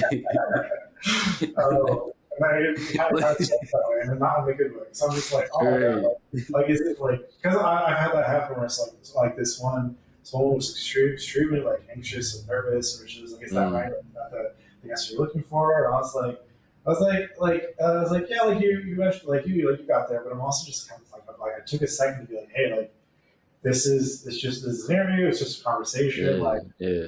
you don't need to like like you're it's like let's just take a second, like if she's like racking her brain, sitting there like thinking, and I'm just like, you just take a second to breathe, like if you don't need to answer right, you don't need to jump right into responding. Right, You can take like right. a minute just to like gather your thoughts and then respond, like um, Yeah. and like things like that. It does play a very big role in that, especially just kind of like just like evaluating a person in that way. It's like, yeah, you don't want because that translates to the job too. Where it's like this is a really Yeah. small thing where you're literally like making Yeah, you're exactly like right. Right. you're stressing everyone out because you're making a Yeah. big problem like out of something that's really not a good problem. Like, Yeah, because now I'm thinking if we have a production issue or something like that, you're gonna be tripping because now yeah, it's something that you really, what I'm saying? Like, yeah, I'm nervous myself. We got a production problem. I'm nervous. I don't yeah, need you adding on to that, which you're like, no, let me take care of what we got to take care of. Like, so yeah, yeah, I definitely, I think that's good advice for anybody still trying to get in, especially now with the way the job market is. People losing jobs, people getting laid off, people getting fired. If you're looking for a job right now, like it's important that you like interviewing really is a skill, and yeah. I think people can like underestimate that sometimes. So now I'm glad you mentioned that. And if you ever want to come back and do some interview courses or I don't know if you I know what agree I'm with saying, that. teach Like I've teach. been through quite a few now, but I'm still just like I don't know if I could like actually agree with Okay. that.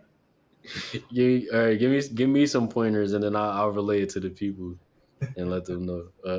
But now you had some great joints, and I appreciate you taking this time. Did you have anything else before we wrap up? No, nothing else I think of. Mm. Yeah, I I just appreciate you taking this time again. What'd you say? oh no, I just hope just kind of threw it all out there, and I hope someone finds it helpful.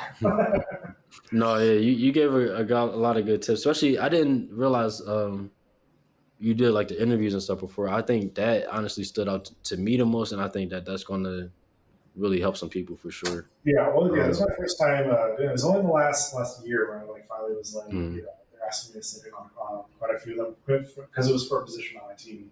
yeah, Yeah, that was very different. I was very nervous, the first time doing it. I got questions to ask and whatnot, but then I got to a point where I was like, okay, well, now I'm just annoyed that it's taking an hour out of my day to do it. Yeah. But no, it is interesting to kind of just see all the different kinds of people that are on the job market right now, and just kind of getting a different perspective on the entire process. So. Yeah, I plan on doing a video about getting a job right now, because I'm sure it's probably hectic. So I might be reaching back out just to see if you got some tips. But no, I really appreciate you taking this time. Yeah, it's been cool, like catching up, and then also it's weird because it's like we did this a couple years ago, but then now it's like I'm getting more because it's been that gap in between too. So like I got stuff before, and then I'm getting more stuff now. So yeah, bro, I appreciate you taking this time to do this for sure. Like, it means a lot. Thank you. Yeah, no, thanks for having me on. I do appreciate that. For sure. This was fun. Yeah, I'm gonna do a little sign off, and then I'm gonna stop the recording. Okay. So this has been another episode of My Tech Story interview series. Thank you, appreciate you coming through, Adrian. That's it. Y'all be safe. No matter where the road is, 'cause it'll pass you by before you ever even notice.